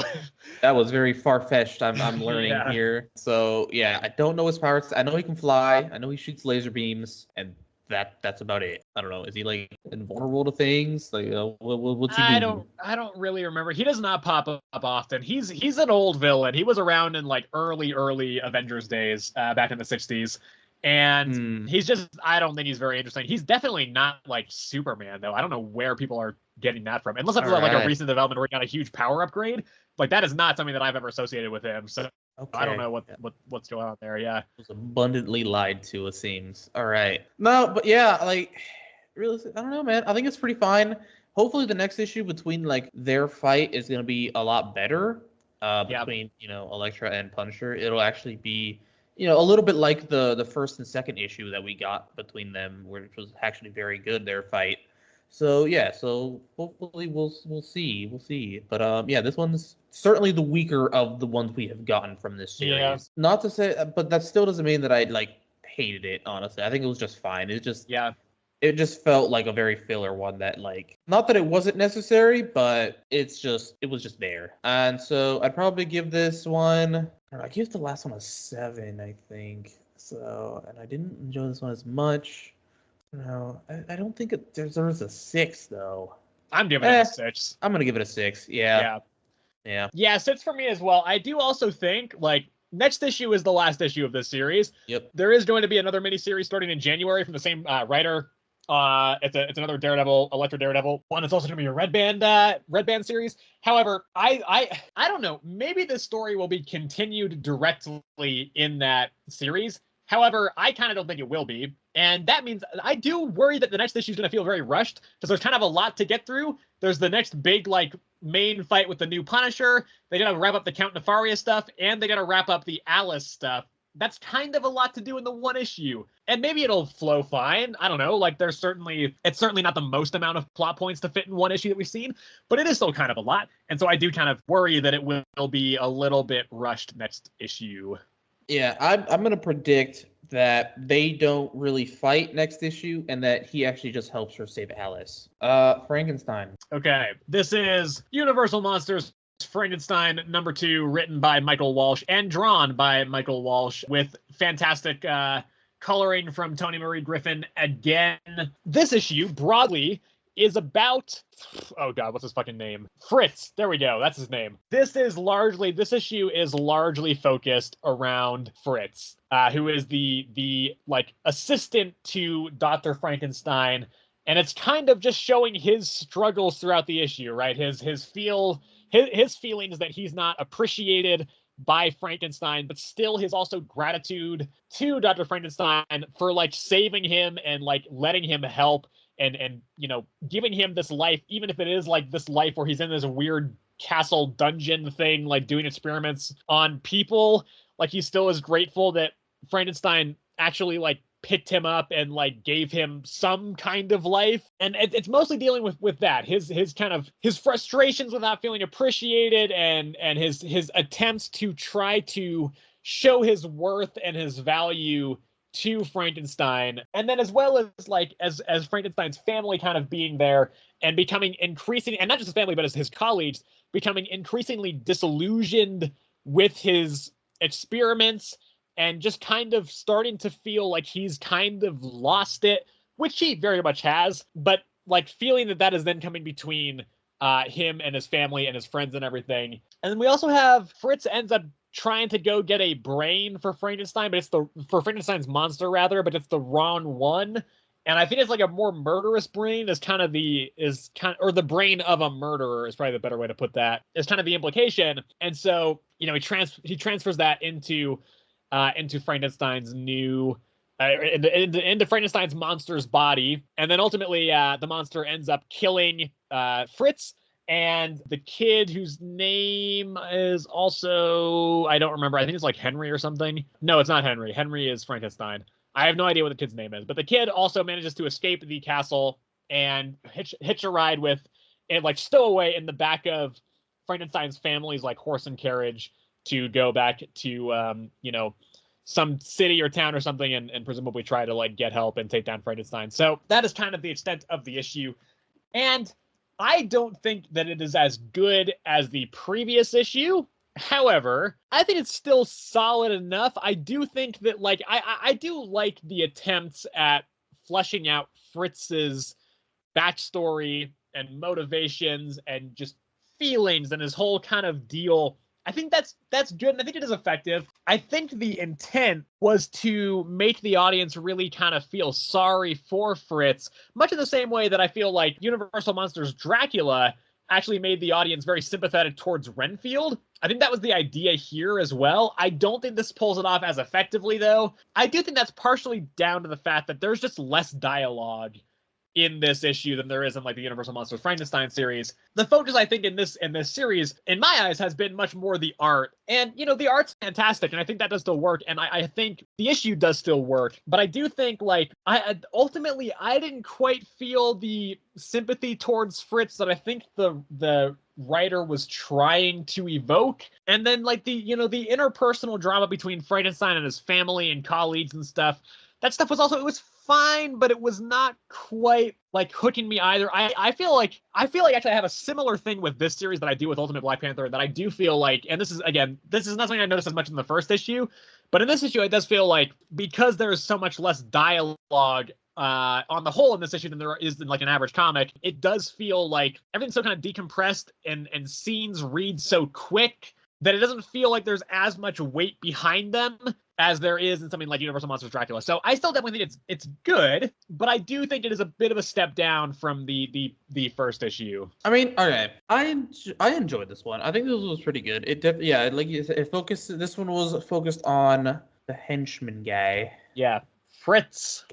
Has that always been his name in these Frankenstein books? This is the only like Frankenstein book I've read. That's not like a Marvel or DC Frankenstein, because they do have some Frankenstein books, but I don't know. Anyway, yeah. This one focuses more on him, and basically leading up to right as they make the actual monster and stuff, and just like basically, I guess, since he's like really not in control, he like tries to control the monster, or I don't know, because it's like, right, I guess his way of showing appreciation is trying to be helpful to Frankenstein himself. Yeah. But like everybody around them basically is like, you're awful. Even Frankenstein himself is like, you're useless. Yeah. And so he tries to make up for it by being useful, but like in the end, it never works. And ultimately it ends in his death, because he tries to, control the monster, and the monster being afraid of fire, because that's how the guy whose brain they stole, that's how he died, was being lit on fire. It was either that or the fall, one of the two. I assume it was a combination of both, probably. Ultimately, that's how, that's why he's afraid of fire and all that stuff. And so that's, why he killed Fritz, is what we're calling it. Yeah, that's his name, is what we're calling him. And then there's the side story with the son of the Hands, the guy with the owner of the Hands. Yeah, Mr. Hands.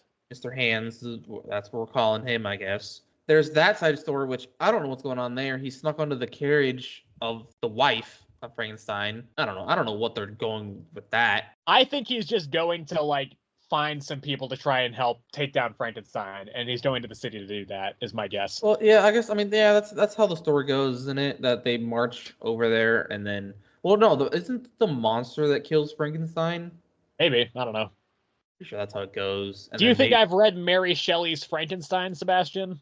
No, but I think I've been told that's how it is. Like Frankenstein's a monster, kills Frankenstein, and then the angry mob goes over and like burns the tower to the ground, and that's ultimately how Frankenstein himself dies, or something like that. I think it's fine. Telling the story from different perspectives, I guess. Yeah.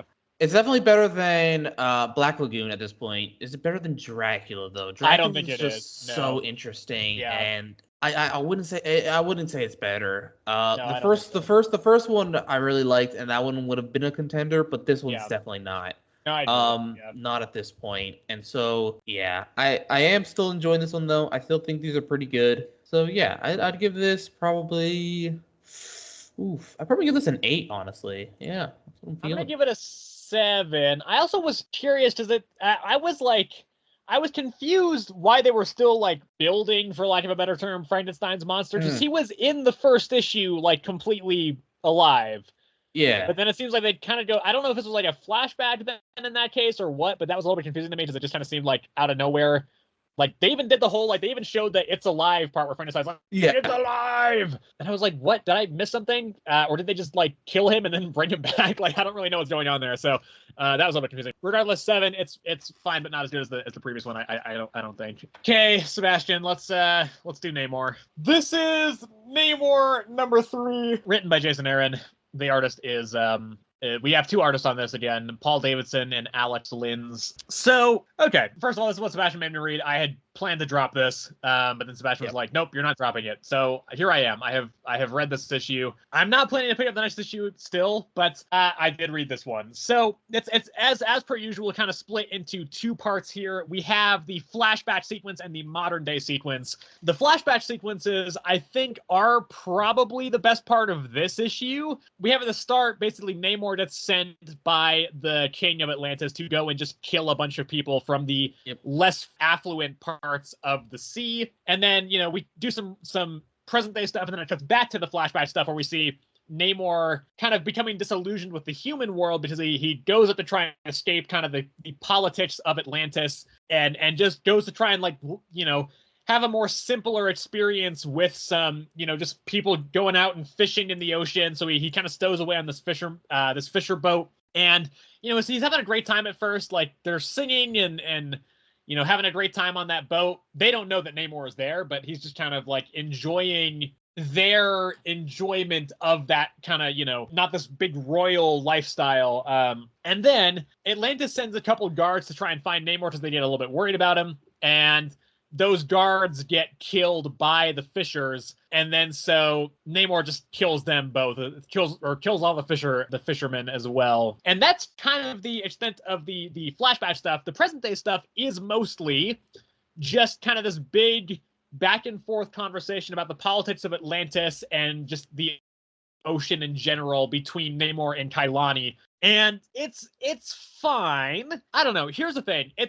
It's a little bit just like it's pretty dense, it's pretty text heavy, and it's very expository.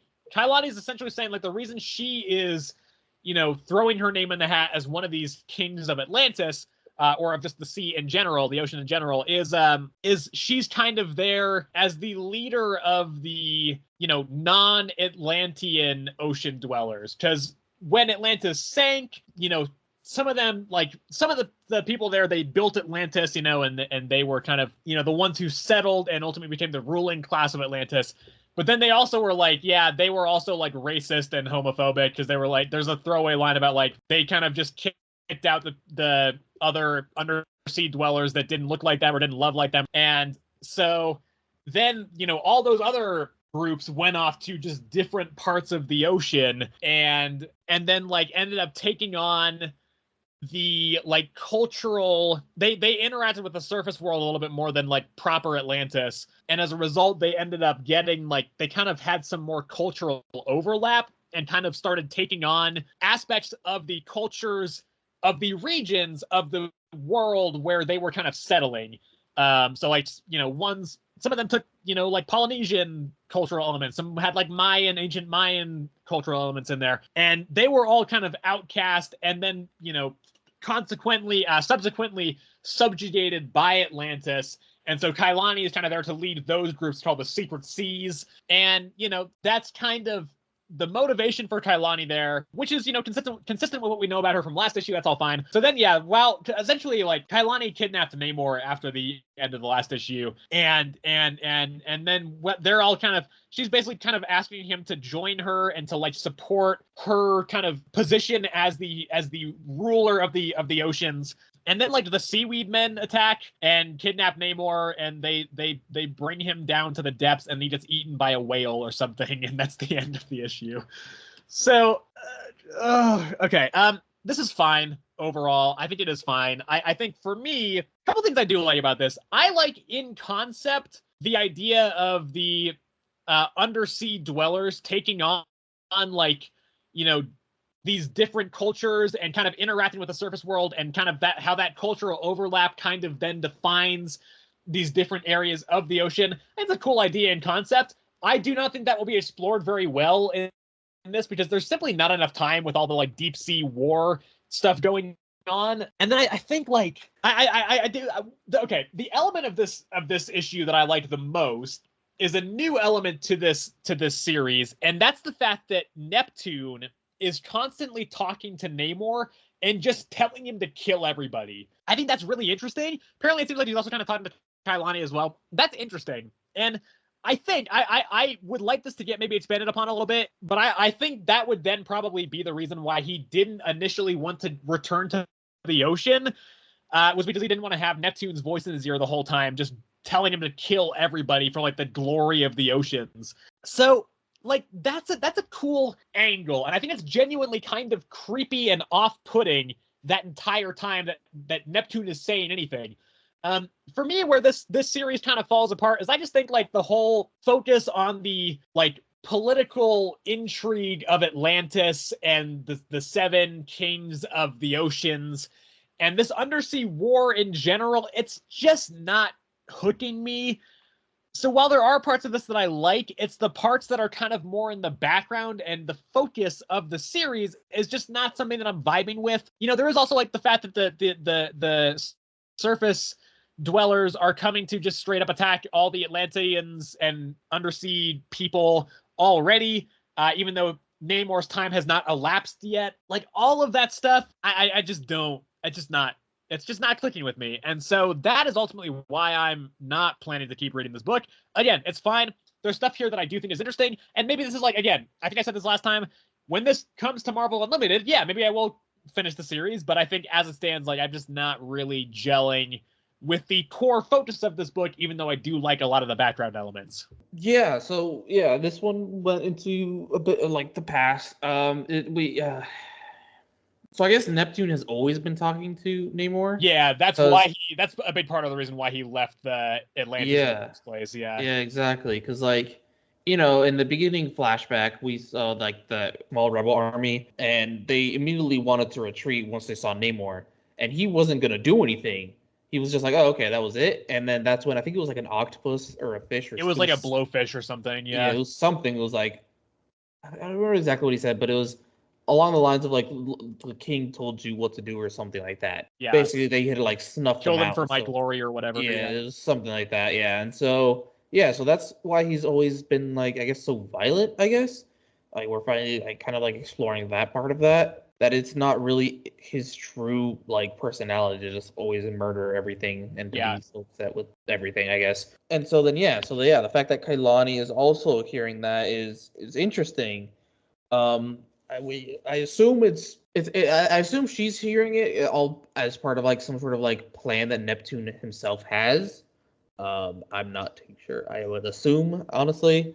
I also wonder if either of them are actually being talked to by Neptune, or if this is some like, if it's either some other like malicious force, or if they're just kind of both like, if it's some, you know, Atlantean royalty thing where they just kind of always think Neptune is talking to them when in reality that he's not. I think that would kind of, that's a possibility. I feel like that's less of a possibility. Royalty though. She's not currently, but she's trying to vie for the throne. That being said, like, I thought that might have been the case when it was just Namor being talked to. Yeah. When Kailani started being talked to, I felt like that was suddenly became less of an actually valid theory, but I still thought I'd bring it up, yeah.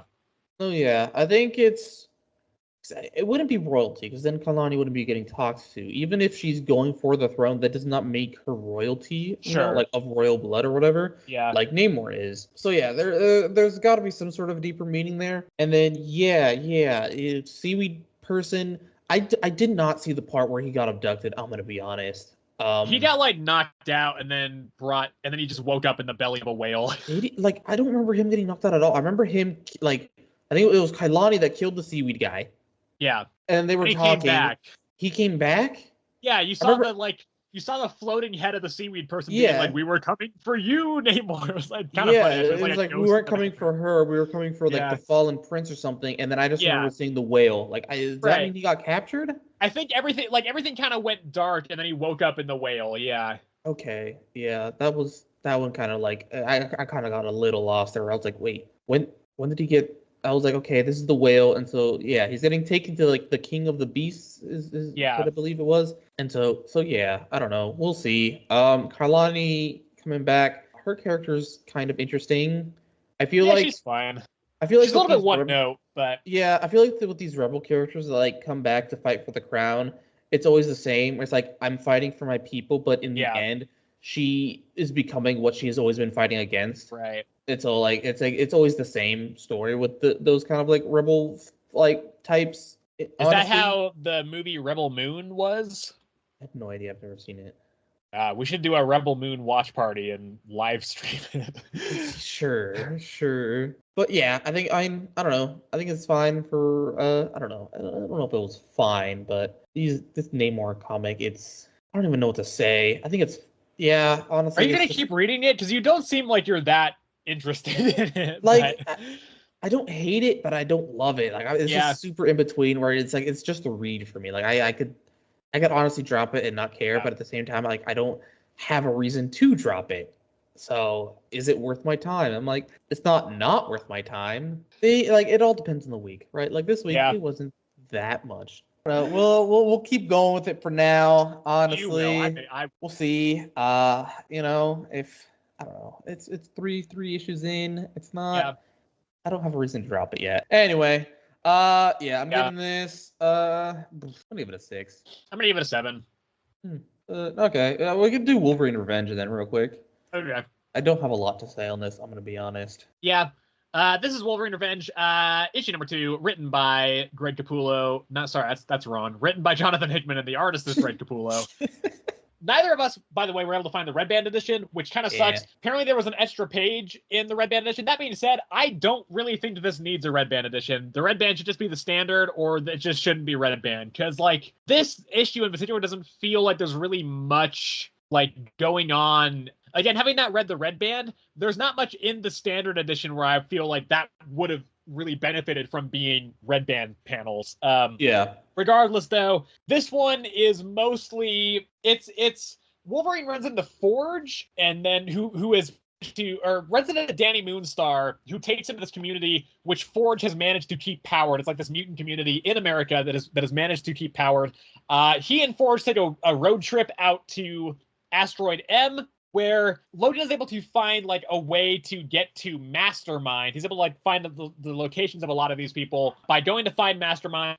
He like kind of takes down Mastermind. He has a bit of a confrontation with Mastermind after getting Magneto's helmet, or part of Magneto's, helmet or whatever, from the crash. And so then is able to evade Mastermind's mind control, and then essentially tortures him to get the information on where the rest of the, mutant council that killed Cap and Bucky. He's trying to get the rest of the locations. So also we find out that Nick Fury was in fact alive. He sent a life model decoy on the mission, so he's still alive. And so yeah, Logan he takes down Mastermind and then goes to fight Sabretooth. Somehow manages, I don't remember how, but somehow manages to deactivate Sabretooth's healing factor. And so after a bit of a fight, it ends with the last page is a big splash page where Wolverine and Sabretooth are about to throw down for real, because Sabretooth in this issue just basically beats up Wolverine for a while and is like, I'll kill you eventually. And Wolverine's like, well, I'm healing. Your healing factor's gone. And so the next issue is going to be like the full real fight between Sabretooth and Wolverine. And I think it's pretty good. I think generally it's pretty good. This series, I think, basically just exists to showcase Greg Capullo's art. And it does a good job of that. This is probably my favorite cover of the week as well. It's not as cool as the first cover for this series, but I think it's still a good cover. I think like the art is great. The story is fine. It kind of exists just to do some cool moments. And I think it succeeds at that, generally. And that's in large part due to the art. And there's some cool stuff like, Wolverine using Magneto's helmet to take down Mastermind. Stuff like that is pretty cool. The whole Red Band thing is kind of dumb for this. I think it's starting to feel a little bit scammy from Marvel's part, because I don't feel like they're doing enough between the two different versions to justify making one of them Red Band and one of them not. I had a similar problem with Blood Hunt, but I do think it was a little bit less bad in Blood Hunt. Here, I just feel like, I don't know, it just feels like a marketing tactic. And obviously, like, it makes sense that it wouldn't be wildly different, because that would be way more work for the artist to have to do two different versions of several scenes. So I get why, but then they just shouldn't have there be two different versions. just make it the red band version or don't. I think at this point is kind of how I'm leaning with this red band thing. Like, I am not reading the Werewolf by Night series because it's written by Jason Liu, and I don't like Werewolf by Night. But at least that is just a red band book, you know? And same thing with the upcoming Daredevil Elektra miniseries after the current one. That's just going to be red band. So stuff like that, I'm fine with. Yeah. Stuff like this, I just think choose one or the other. And ultimately, I don't think this justifies it. Again, having not read the actual red band edition of this issue. But it's a solid enough story. I don't mind it, you know? I think Jonathan Hickman is good at writing Wolverine. And yeah, so solid enough, I think. No, yeah, I think this one was pretty good. You know, I think I also agree with the whole red band thing. Like, if we're gonna do red band, at least do red band. Like for Blood Hunt, I mean, it made sense because it's an event, and you know, you kind of like you got to bring more people in for events because ultimately it's gonna, or at least it should have like some effect on, you know, the whole world building that they're doing. So in that case, I can understand having two different versions. But in things like these, where it's like it really does not matter, like I don't see the point. I really don't. Yeah. And so this one, I assume, like, you know, maybe the fight with Mastermind and then the fight with Sabretooth was like maybe a little bit more gory or something like that. Yeah. And like you said, we got an extra page somewhere. I really don't know where. Yeah, I don't know where either. But yeah, ultimately, I think I agree with that. That like at this point, like it's definitely just like for money that they were doing this whole red band edition thing. And so yeah, so it's just choose one or the other, especially for one small like this. On that sense, I think this one was pretty good. I liked it. The Mastermind thing, he didn't torture the information out of him. He killed them and then extracted it from his hippocampus. Oh, right. Yeah, that's true. And so that's how he got like the information on where everybody is. And then he canceled out Sabretooth's healing factor again due to Forge creating like, I think he called it like a neuralizer and like the motorcycle's headlight, and so that turned it off. I don't know why it didn't turn off for Wolverine, because I think he left the light on after he got there, or maybe he just had to like shine it on him once. I'm not too sure about that. We didn't go into too much detail. We just know that it doesn't affect Wolverine and it only affects Sabretooth. That's it. And that's, you know, fine, whatever. But yeah, overall, I think this is still pretty good. You know, and so yeah, that's all. That's basically it. Still think this is pretty good. I'd give this probably an 8. I enjoyed the art and I'm enjoying the story.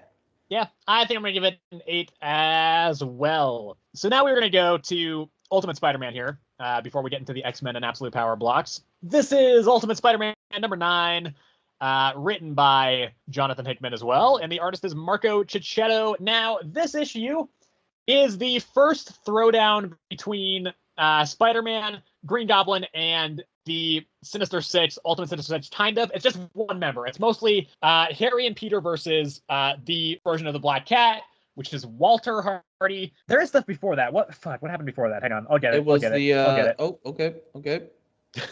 Right. Okay. So Ben and Jonah are like celebrating because of kind of fake celebrating, because they're having success with their paper. It's doing very well. It's getting a lot of readers, but they don't also feel like they're running the stories that they want to run. They feel like it's all kind of like just these sensationalist stories about Spider-Man when they want to be doing like, you know, they want to be doing stuff about like corruption at the Bugle, for instance. And then so we have like a little scene between Harry and Peter where Harry's they're kind of inviting each other to like Christmas parties and stuff. And then yeah, the Black Cat shows up. They have a big fight, and Harry ultimately at the end of it almost kills Black Cat. He like kicks him off a roof, and Black Cat does survive.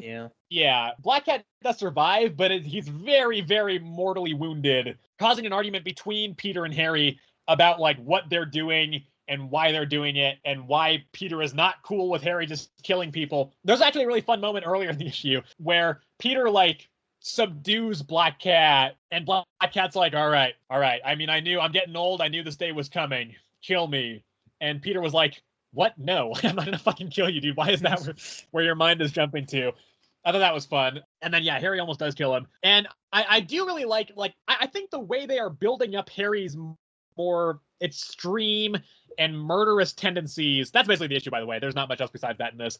I think the way they're building up Harry's more violent tendencies is really good. It's going slow enough that it feels believable, but also not going so slow that it feels like it's just dragging its feet. And I like the back and forth between Harry and Peter, in particular in that one argument, because Harry straight up says, he's like, if I have to kill somebody to save your life, Peter, I will not hesitate for a second. And that is really good character writing, because it is like, we have been programmed to like Peter, both already in this version and also just in general. So, like, we can kind of see where Harry's coming from, because we really like Peter, and we want him to be okay, and, you know, we appreciate that Harry thinks so highly of Peter and sees him as such a good friend that he will just straight up, you know, kill the Sinister Six to save Peter. On the other hand, it's like, well, yeah, like, Harry's going off the deep end a little bit. Like, not fully yet, but I'm sure we will get there, because they are building up a brewing conflict between these two that I think, honestly, is probably going to be the end game of this series. I think that is where they are really building the series up to. More than the Sinister Six, more than the Maker's Council stuff, I think the core of this series is going to be that conflict, the rise and building of Harry and Peter's friendship, and the breakdown and collapse of their friendship. I think that'll kind of be the conclusion of this entire, maybe not conclusion, but the climax of this entire run. I think it's kind of that. I think that's kind of what that's building to, and I think it's very compelling. I think it's very good in that. I just also forgot there's also the part where Peter is not using his Stark suit anymore because he's not sure if he can trust that tech. So Octavius builds a new, like, Iron Spider-esque for him. Peter's like, nah, that's too over-designed for me. And so he just has now just like a legitimate just spandex suit now. He's got web shooters again. He's not using Stark's tech suit. He's just using like his classic Spider-Man suit. But yeah, so very solid issue still. It's a very, very strong issue as always. You know, the series continues to be very, very good. I do hope this series gets a little bit more substantive issue to issue in future. You know, again, I like this series a lot. I think it's great, but it is very decompressed. And while I don't think that's a problem in this series really at all, but certainly not to the degree as like Black Panther, I do feel like it is kind of I trust Jonathan Hickman a lot, and I trust his process of building things up to these, you know, climactic huge moments. But until then, we kind of are just having to kind of trust the process. It is still a good issue to issue, but I do think this probably reads better in trade paperback form. Regardless, still a very solid issue. You know, I don't know that this is my favorite Ultimate book. I think Ultimates has been very strong so far. And even actually, last issue of Ultimate X-Men, which we didn't talk about, but I read it. It's incredible. Like, last issue of Ultimate X-Men was genuinely my favorite issue of the series. So that's actually kind of rising up in the ranks now. Still a great series, though. And I do still very much enjoy it.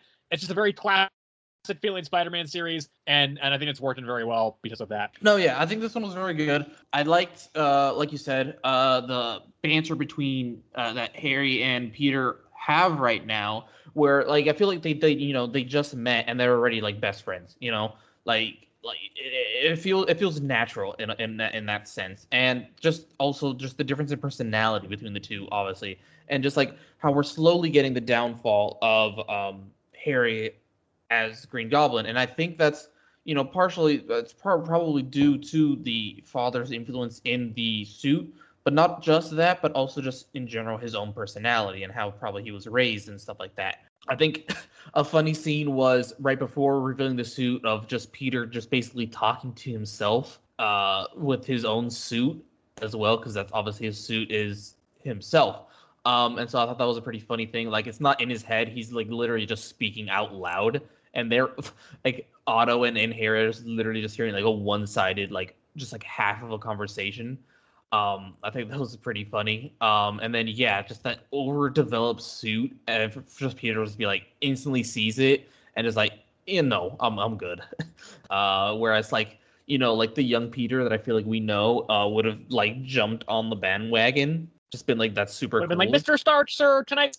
Exactly. Please have so your fucking like, Iron Man suit, sir. Yeah. This more older Peter is like a lot less like in tune with that, and just like more level headed, and he just looks at it and he's like, nah, I'm good.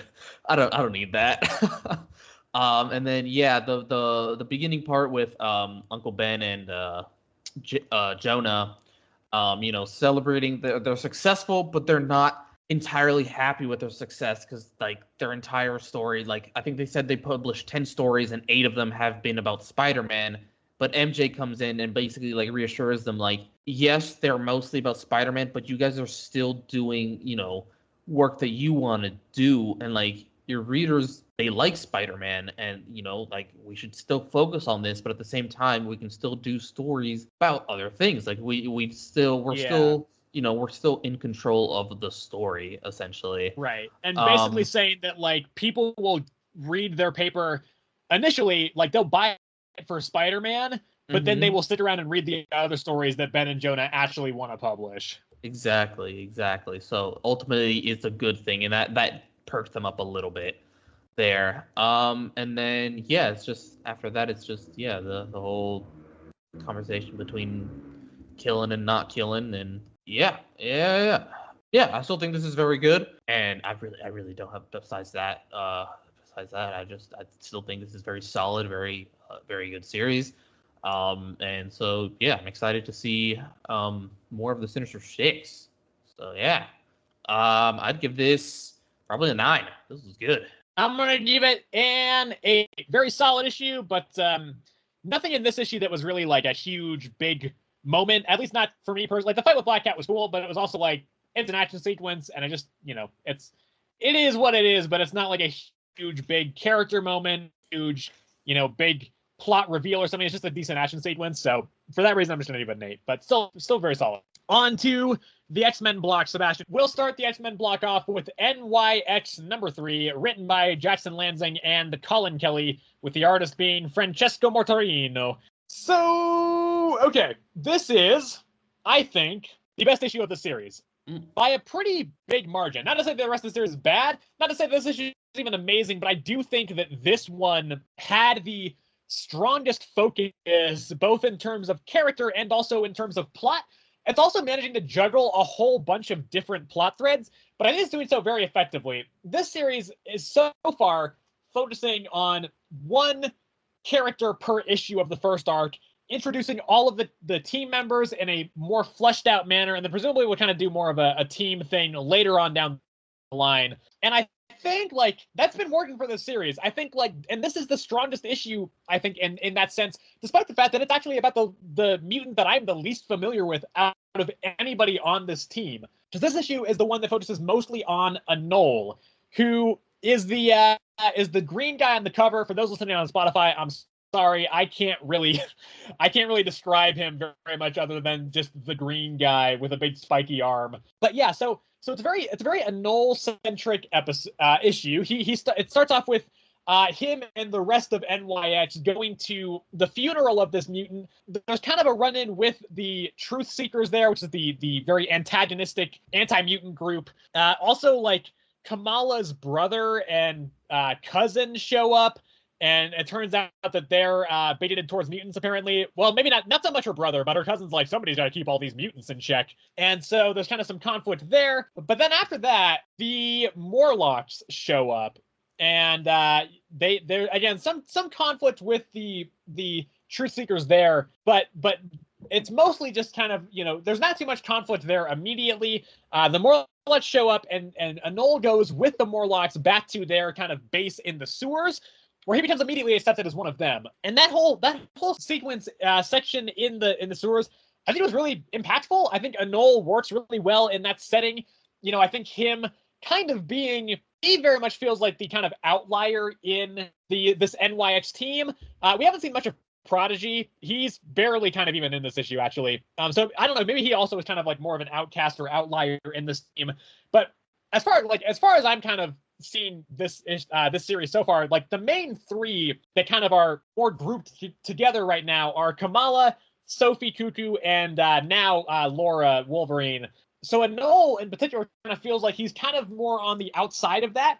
And so I think him kind of joining up with the Morlocks, I think is a sequence that works really well, because the Morlocks are kind of the outliers of mutants in general, right? Like, nobody really thinks about them when you think about the mutants. I'm talking, like, mostly in terms of readership, but even in universe, like, it's always the X-Men, it's always, the New Mutants, it's always X-Force. Like, the Morlocks are just so far removed from a lot of that, but they are still mutants. And so I think, Anole feels like he falls into a very similar category, where he just wants to be a bartender, and his life has just kind of been spiraling because he's a mutant, and because he's, like, so kind of been peripherally around on Krakoa when the X-Men, Fall of X thing happened and everything. And then so then it turns out the Truth Seekers, though, followed Anole to the Morlocks, and so there's this kind of action sequence that breaks out there. The rest of NYX show up and help, and that's kind of the end of the issue. With Anole being like essentially just joining the Morlocks. I am curious how this will kind of impact his role on the team in general, because I do think that I do want to kind of spend more time there and still kind of have less of a role on the core team. That being said, he's very prominently focused on the cover of issue number 6.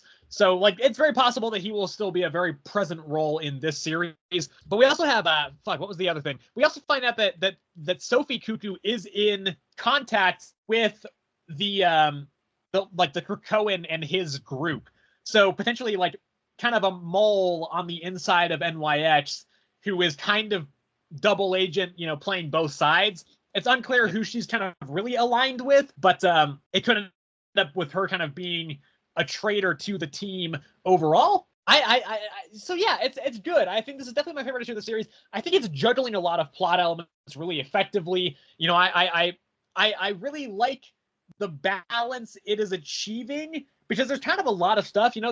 There's the Krakoan, with that whole thing, which has been kind of on the back burner for the past 2 issues, but it seems like it's coming back in the focus. Especially next issue is going to be Prodigy's main solo issue, where he's going to be going up against the Krakoan. We have, Mojo. Mojo's around. He's involved somehow.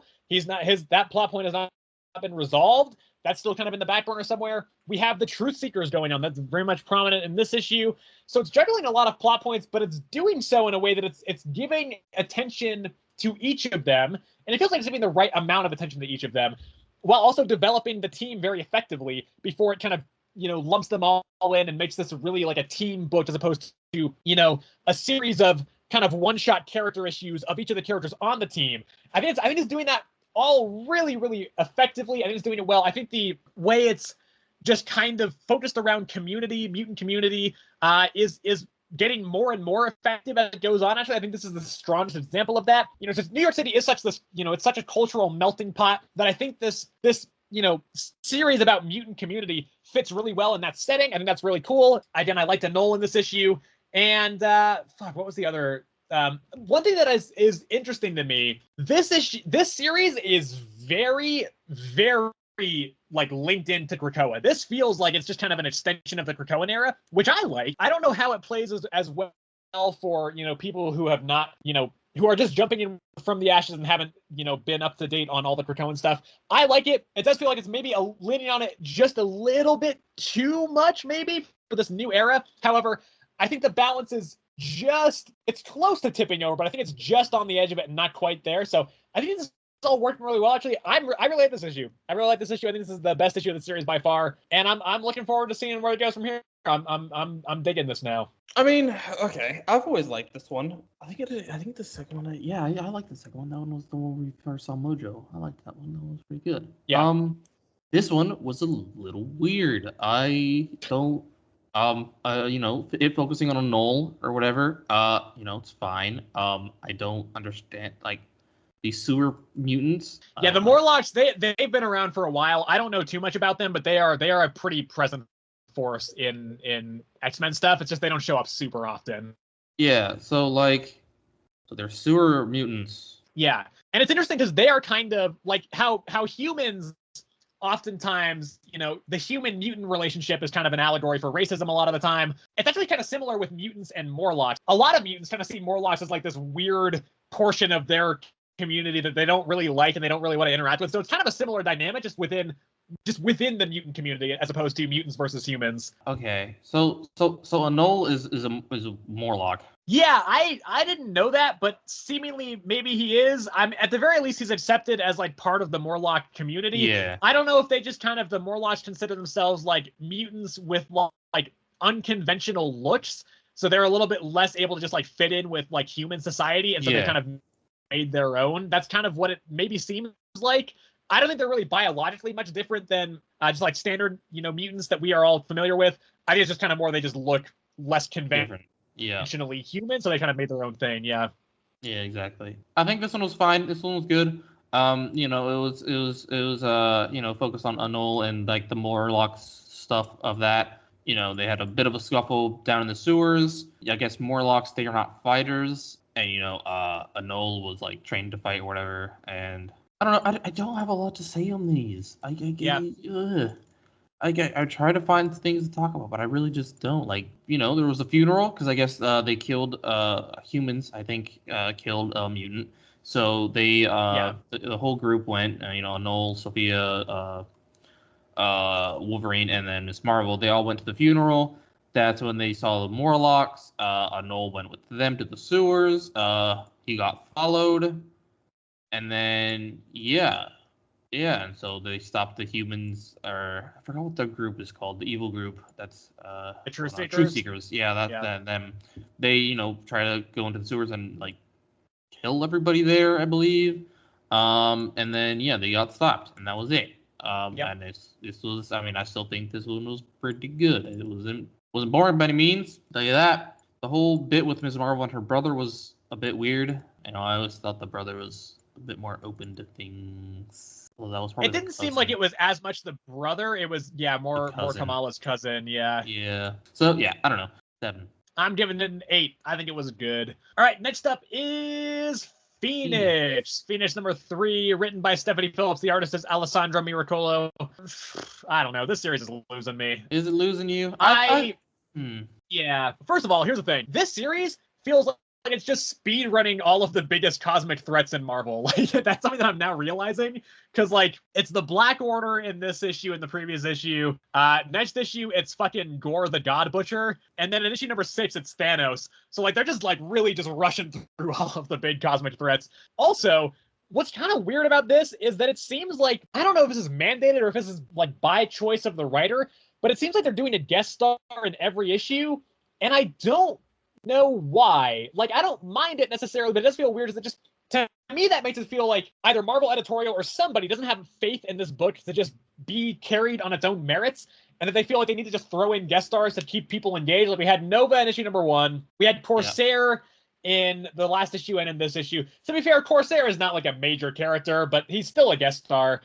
Next issue, apparently Captain Marvel is in it. So I just don't know. Like, I kind of wish they'd just let Jean just carry this book by herself. Yeah. But I don't know. Regardless, this issue, we have a couple of things. We have the main plot, which is Phoenix versus the Black Order and the army of Asgardian zombies. She manages to take down these Asgardian zombies by like going into the like astral plane, essentially talking to the leader of this group. Turns out that it was this rebellious group that tried to take down the royalty of Asgard, kind of similar to Namor in that sense. They tried to overthrow Odin, and essentially Odin was like, "Man, fuck all you guys!" Like, they obviously lost all the rebellion because Odin and Thor and all the gods are incredibly powerful, and so Odin essentially banished these guys to just be like zombie slaves to whoever like comes across them and wants to use them as zombie slaves. So Phoenix kind of frees them of that obligation, and then very, kind of quickly dispatches the Black Order. Not much of a fight there. Kind of disappointing, honestly. I get that Phoenix is like this ultimate, like, insane cosmic powerful force,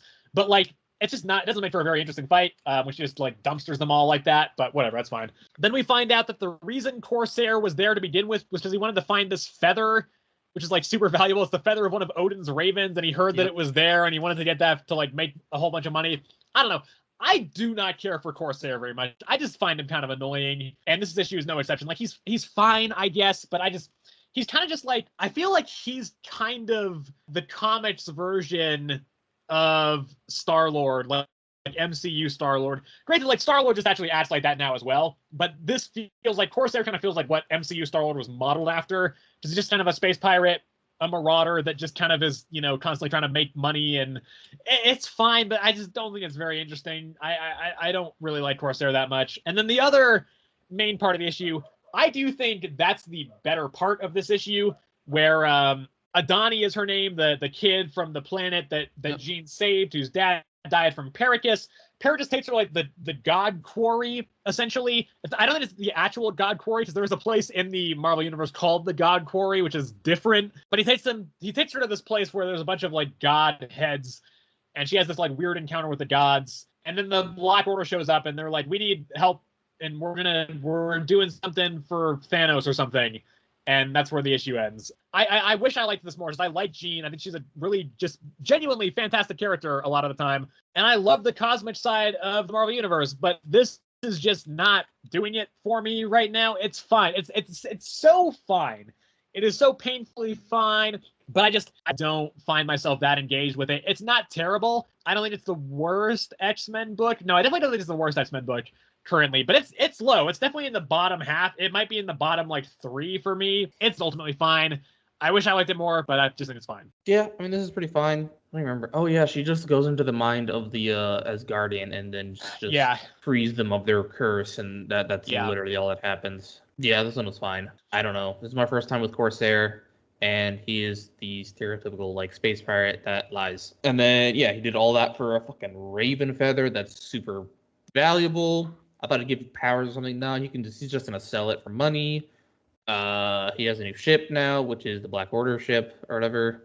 Yeah, the Adani stuff was actually pretty good. Parakis and stuff. That is by far the most interesting. Yeah, that one was definitely very good. That one was pretty good. I guess she got powers from a god now. I'm not sure if I'm something like that. Understanding it. But it's something like that. And then the Black Order. He's gonna be working with the Black Order now and with Thanos, I think, as well. So yeah, I don't know. We'll see.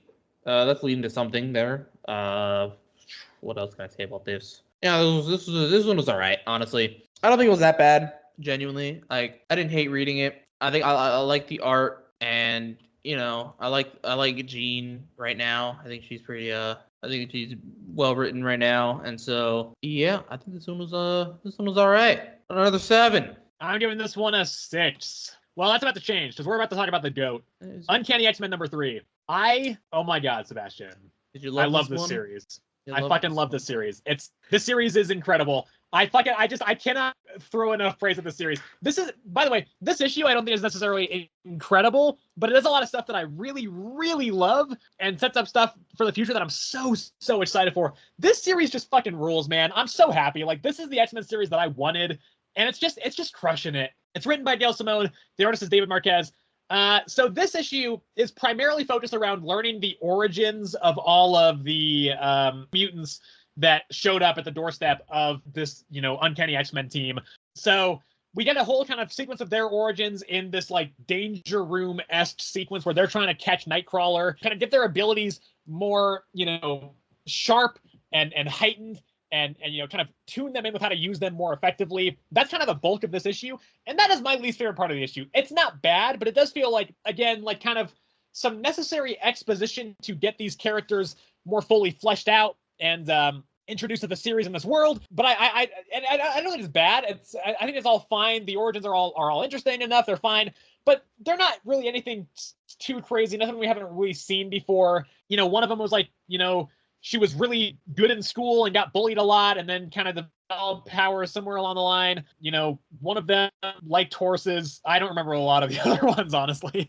But that stuff was all fine. I think one thing that I will say is they are very clearly telegraphing one of these guys to be the Endling. Like, so clearly they are telegraphing the guy named Death Dream to be the Endling, like the really edgy one, which makes me think it is almost certainly not going to be him. So yeah, but that's fine. That's not a huge issue. I really like Nightcrawler's characterization in this issue. Here's the thing. The main thing about this series that I'm loving so far, the plot points are all interesting. I like the plots that are running through this. But for me, the absolute kicker to this series that I just fucking love is the characterization of these characters. Nightcrawler is just on point. Like, his fun, swashbuckling energy, his forgiving nature. It's all just so, like, the essence of this character is just so clearly defined in this series. It's fantastic. Like, Rogue and Gambit, perfectly characterized. They're not super at the forefront of this issue. I do think it's a little bit too early to tell with Jubilee because she's not been in much of this series so far, but I'm sure she'll be perfectly characterized as well. Gail Simone has such a fucking rock solid handle on Logan's voice. Like, Logan is just so perfectly characterized in this series. Whereas I feel in that first issue of his own series, that was my main point of criticism, was that I don't think his voice there effectively handled. It felt a little bit off. It just feels so on point in this issue. And then, so Logan just he gets dropped off in the woods, then has this fight with Sarah, which is, it's cool. It's brutal. It's not brutalish. And Logan gets fucking trounced. Like, he does not do well. He is dying at the end of this issue, and that's the cliffhanger for this issue, is him on the verge of death. So I I really just love this series. Like, it's just coming together for me. The middle part where they're doing the exposition of the new characters' origins, it's fine. It's not bad. Certainly it's good enough. That is my least favorite part of the issue, though. For me, it's the beginning with Charles and Graymalkin, and then also with the conversation between Logan and Rogue. Loved that. And then I also really like the action sequence at the end of the issue with Logan and Sarah. And it sets up some just super cool stuff for the upcoming future of the series. I mean, listen to this fucking synopsis, like solicitation for the next issue, and tell me it's not the coolest fucking thing you've ever heard for like an issue hype up solicitation. With one X-Men down and hell coming for the rest, Rogue finds herself alone against the power of darkness she is completely unprepared for. No backup, no lifeline, and no way out. And as she fights alone, a secret of the new recruits is revealed. Is one of them the endling that will destroy all mutant kind? Like, that sounds so fucking cool. I'm so excited. So this series just constantly is just getting me pumped, making me excited to read X-Men stuff. I really appreciate that, because I love the X-Men, and this series is just very, very good. Yeah, man. I'm not gonna. Yeah, I mean, I think this is fine. I don't love it as much. I think this is, it's fine for what it is.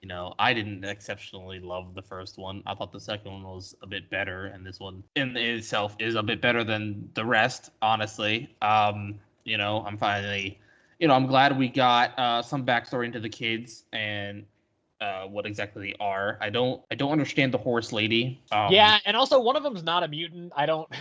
That's the horse lady, supposedly. Is it the horse? Okay, yeah. Yeah, that's what she said in the last one. She's like, I'm not a mutant, but, I've got powers. But then, like, I don't even remember her backstory, genuinely. Yeah. The rest of them, like, the one kid was, like, born without a heart or whatever. Yeah. Already, did he learn how to, like, resurrect himself? Yeah. Yeah. I guess he can't die? Question mark? Yeah, probably. Or he can't die, but he can come back to life. Yeah. And then there's the bully one, and then there's the Death Dream guy who did die. Death Dream is the guy who comes back to life. Yeah, that's he's the one that he has revived himself. Yeah. When he first died, and then that same night he died like 3 more times or whatever. Right. Yeah, Ransom didn't have a heart. That's right. Yeah, so I don't about that. Yeah. But I don't remember what happened to him. He got kidnapped, and then his parents wouldn't pay the ransom. Yeah. And so he just ran away or whatever. Yeah. I don't know really what his power is. No, I don't either. One of them's a speedster. I think that might be. That's the bullied one, I think. I think it's much less. I don't think it's as much a speedster as like. I don't know. It was kind of weird, the way she was drawn. When she was actually using her powers to like climb up the tower to get to Nightcrawler. So I don't know. I don't know. I do agree with what you're saying. How they're really putting on that like Death Dream is the endling. Yeah. I'm gonna say it's either the guy with no heart or the horse lady. It's one of them two. Well, it can't be the horse lady, because I think the endling is a mutant, so it can't be her. Well, she says she's not a mutant, but who fucking knows? I guess that's maybe fair. Yeah. She's got some sort of power. She fucking lit herself on fire when she rode that horse. Man, I don't know. So there's something going on there. But yeah, besides that, I think this is fine. I do think they're doing a good job with the characters. The writing on them is very good. Sarah the Hag, her character design looks really cool too. Wolverine about to die is, I feel like that's cliche. He's definitely gonna die, Sebastian. He's gonna die. All right. Well, he's dead, definitely so gonna I just die. Don't care anymore. Then he's gonna die, and he's never gonna come back. He's not on the cover for issue number 7, Sebastian. Well, that's fine. No, he is on the cover for both. But yeah, I mean, I think this one is still pretty good. This one I think so far has been my favorite of the 3 that we've gotten from this one so far. So yeah, I'd give it an 8. I'm gonna give it an 8 as well. This is I like this more than issue number 2, but not quite as much as issue number 1 still. However, that being said, this is in my top 3 series at Marvel right now. It's Immortal Thor, and it's Ultimate Spider-Man. I don't know what order they are in, but actually after next issue, it is possible Uncanny X-Men will be number 1. So I'm loving the series. Fantastic. 8 stars for me. Next up is X-Force, Sebastian. X-Force number 3.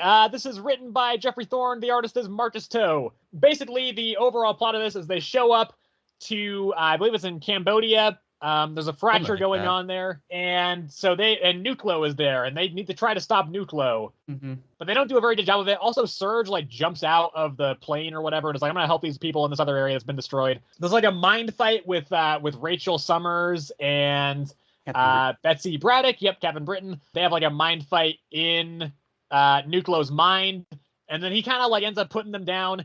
And actually, everybody kind of gets put down except for Tank, who is still up at the end of this, and Nucleo's just going on a rampage. That's basically all I remember of it, and I will say it's fine. I don't hate this. I know Sebastian doesn't like it as much as I do. I think it's fine. I didn't think this Nucleo story was going to be continuing into the next issue, but it seemingly is. I do appreciate that we got a little bit more focus on Rachel and Betsy in this issue, because they kind of did not really have much to do in the first 2 issues, so that's nice. But yeah, it's fine. I don't really have much to say on it besides that. I'm kind of rushing through this a little bit because Sebastian has to go soon, but that's kind of all I really have to say on this anyway. It's just fine.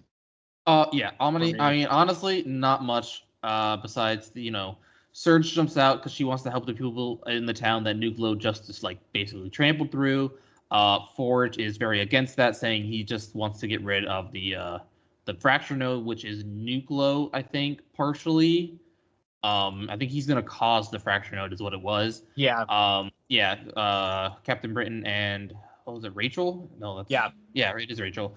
They have a mind fight with Nucleo. Eventually, he wins that mind fight. I don't know really what happened to Forge and Sage after that. Yeah, they were around, but I don't remember what they did. I remember basically Tank got knocked out earlier in the fight, and he just came back to like basically everybody else being down, and he's like forming some sort of like vision of like this temple, it looks like, in the background. I don't know.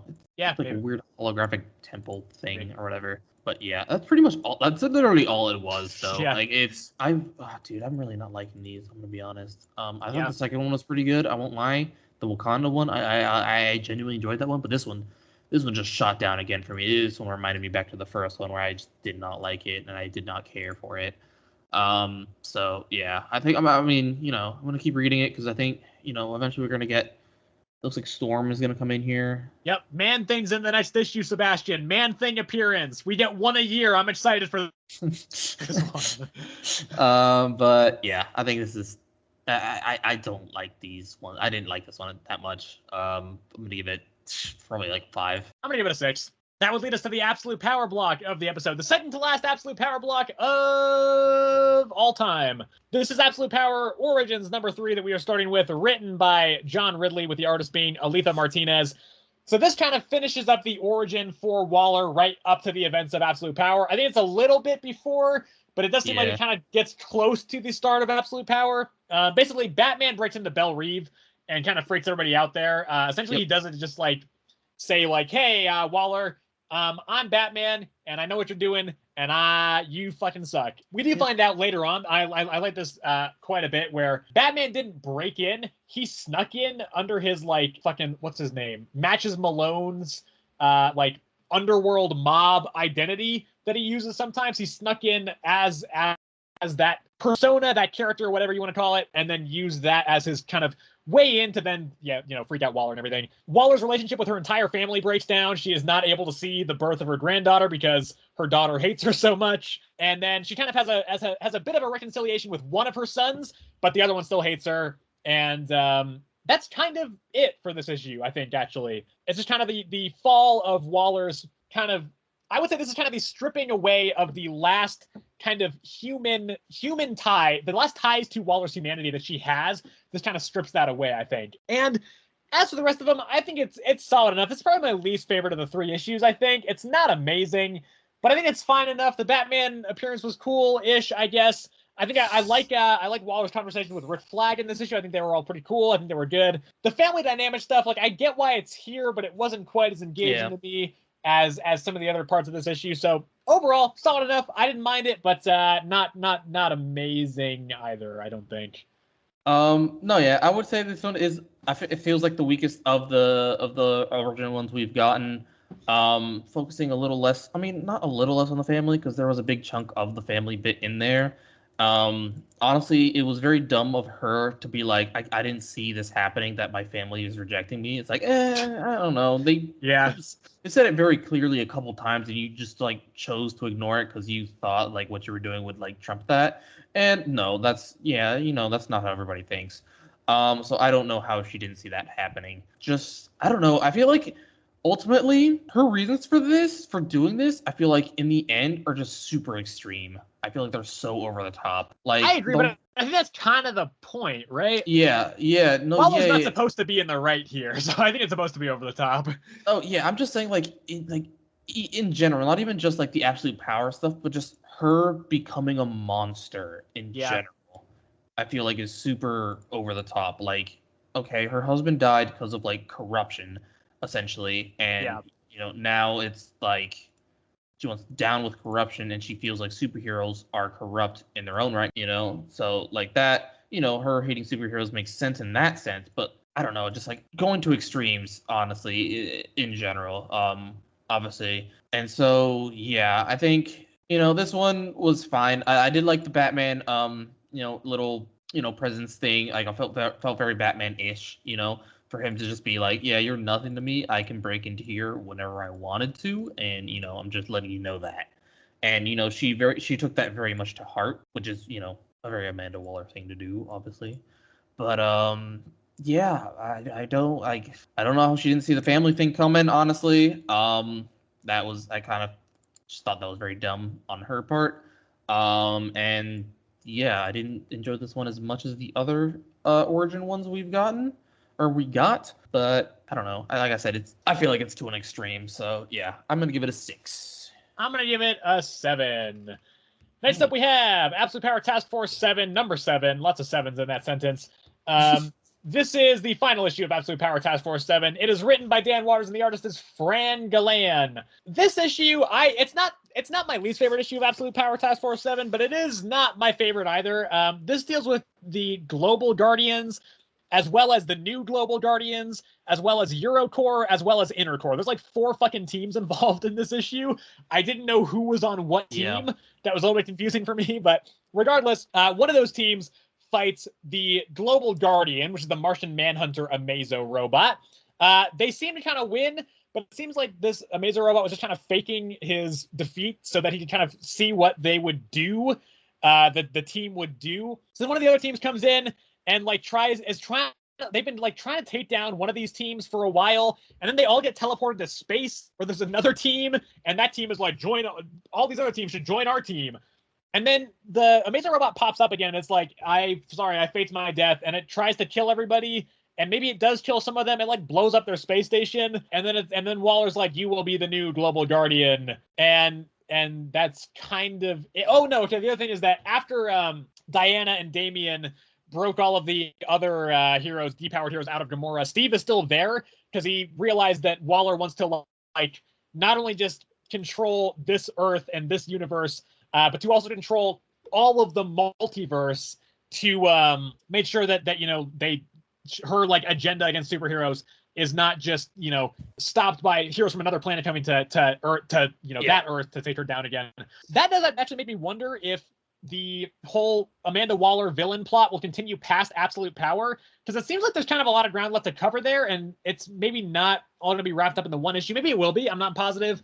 It does look like they will at least be shifting directions after Absolute Power for a little bit, but I'm not sure to what degree or if she'll still kind of be around in this role. As far as the issue goes, it's fine. I think it's not bad. Actually, I think it was solid enough, but again, the team dynamics were kind of confusing. I didn't know why some of the team hated each other. I didn't know who was on what team. Again, like, it was a very quick read. It kind of felt very decompressed. Kind of felt like it just kind of was going, and then it just ended. And I feel like the team dynamic thing was not really necessary for this, since it is like kind of taking away from the Absolute Power side of it. So it's not bad. It's fine. I didn't mind it, but it's definitely not a favorite of mine in this series or in this event. No, yeah. I'm gonna be honest. This one confused the shit out of me.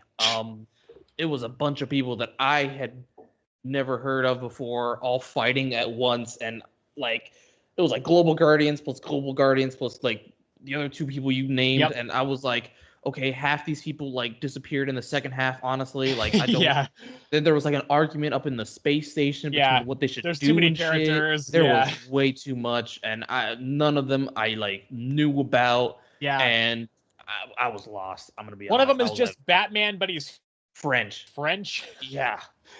Yeah, I was lost, man. I was lost in the sauce on this one. So yeah, I would say I did not like this one that much, simply for that reason. There was genuinely so much going on. And so yeah, I Whew, I could not tell you what happened. I'm gonna be honest. I Yeah. know he absorbed a couple of people's down on Earth. Yeah.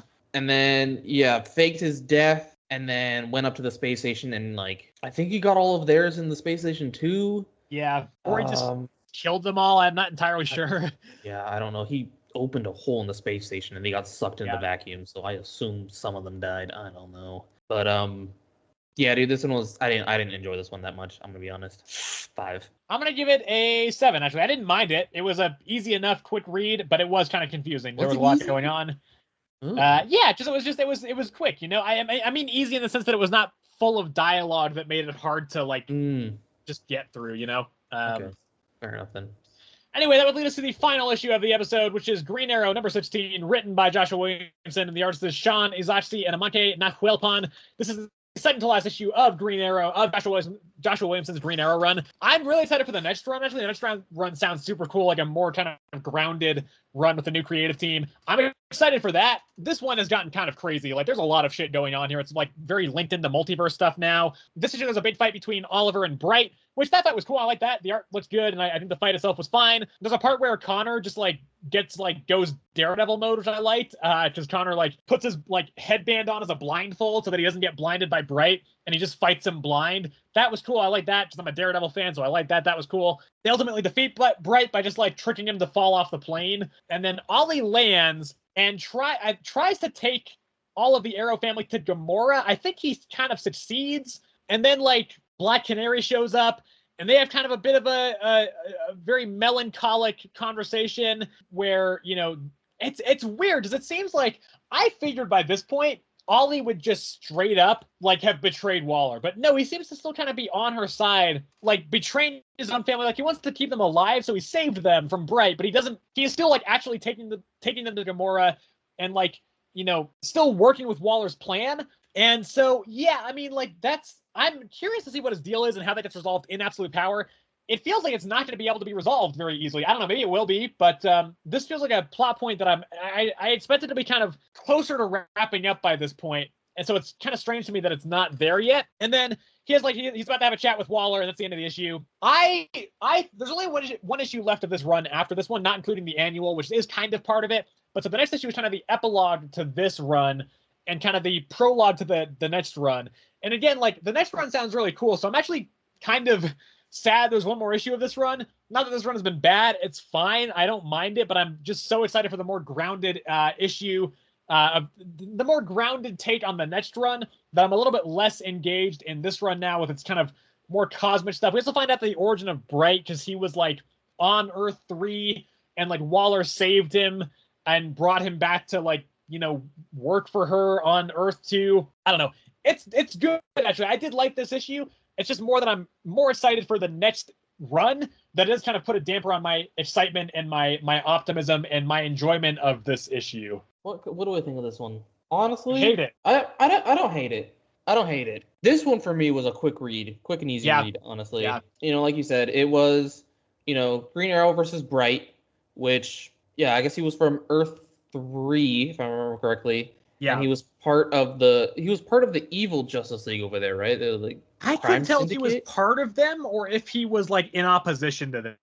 Yeah, that one kind of was hard for me to tell. But essentially I don't remember how he got scarred exactly. He got betrayed by his teammates or something, and then Waller came in and saved him. Yeah, that's like basically how he came to be. I just don't understand why he's like. I think he's working with Waller. I think simply because she like is helping, like she like saved his life.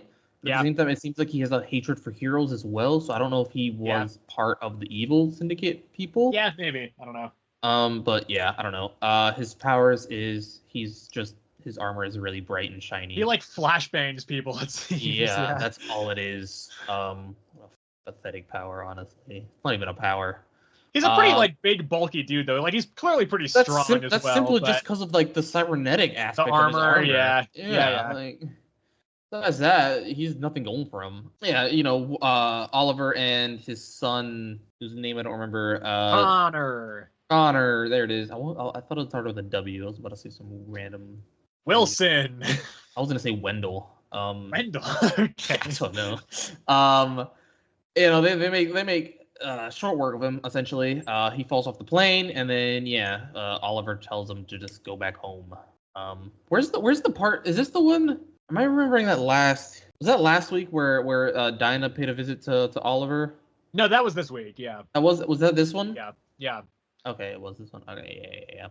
Yeah, which I like that conversation between the two of them. I think it was like that conversation between her and Osgood, and they're kind of opposing sides on this war. And I also like the conversation between Ollie and his family when they felt super betrayed because he was just sending them to Waller essentially. That stuff was all cool. I'm just curious why Ollie is still on Waller's side, because we don't really know the motivation for that. I don't really think. We know he's building something, obviously, but we just don't know that's true. What this all entails, like why he is doing all this. Because I don't believe for a second that he believes this is the right thing. I mean, he might truly, but like, I don't know. He's clearly doing something in the background that he's keeping secret. So, we'll see when it all comes to flush. But I don't think this one is a bad one per se. Super easy read, quick, easy read. And I'd probably give it a 7. I'm going to give it an 8. That's maybe a little bit inflated, but I did think it was pretty solid. So we'll see how the aftermath of this absolute power thing goes down in the next issue of Green Arrow, kind of how that impacts his relationship with the rest of the Arrow family and everything. But pretty good on this issue itself, I think. And that would wrap it up for this episode. Thank you everybody for watching or listening as always. Next episode, it's kind of a big one, actually. We've got a lot of cool stuff next week, like the conclusion of Absolute Power and the start of the next chapter of the DC Universe with DC All-In Special. We'll also got the next issue of Batman, new arc there with Chip Zdarsky still writing. Kind of excited for that. Daredevil, the Hyde Street series, the next issue of the Ghost Machine imprint is next week. That's pretty cool. That's like a horror series from Jeff Johns. Excited for that. Immortal Thor, Nice House by the Sea. Love those series. They're both great. I'm really excited for both of those. Redcoat, I like that series as well. Pretty solid. This is kind of the ending of the first arc. The start of the new Storm series. I'm actually excited for this. The concept sounds cool, so this could be one of the good X-Men books. Ultimate Black Panther, I think, is getting better lately, so I'm excited for that. I think we should see who the new Sorcerer Supreme is, so that's cool. And then the next issue of X-Men, which I'm starting to kind of enjoy more of lately. So, anything you want to shout out on your end? Spider-Gwen. All right. Well, anyway, thank you, as always, again, for watching or listening. Appreciate it, as always. If you're on YouTube, you can, of course, like the video if you enjoyed it. You can also subscribe to the channel if you want to see more of our videos. And you can the bell notification so that you do not miss any episodes of the podcast when we upload them. You can also, of course, leave us a comment. Let us know what some of your favorite comics are from the recent past and what we are not reading that we should be reading. You can also, if you're on Spotify, follow the show over there so you do not miss any episodes over there. And then you can also get in contact with us at our email address, which is earthsmightestcomicsPod@gmail.com. That is all one word. And thanks again, everybody, as always, for listening or watching. We'll see you in the next episode.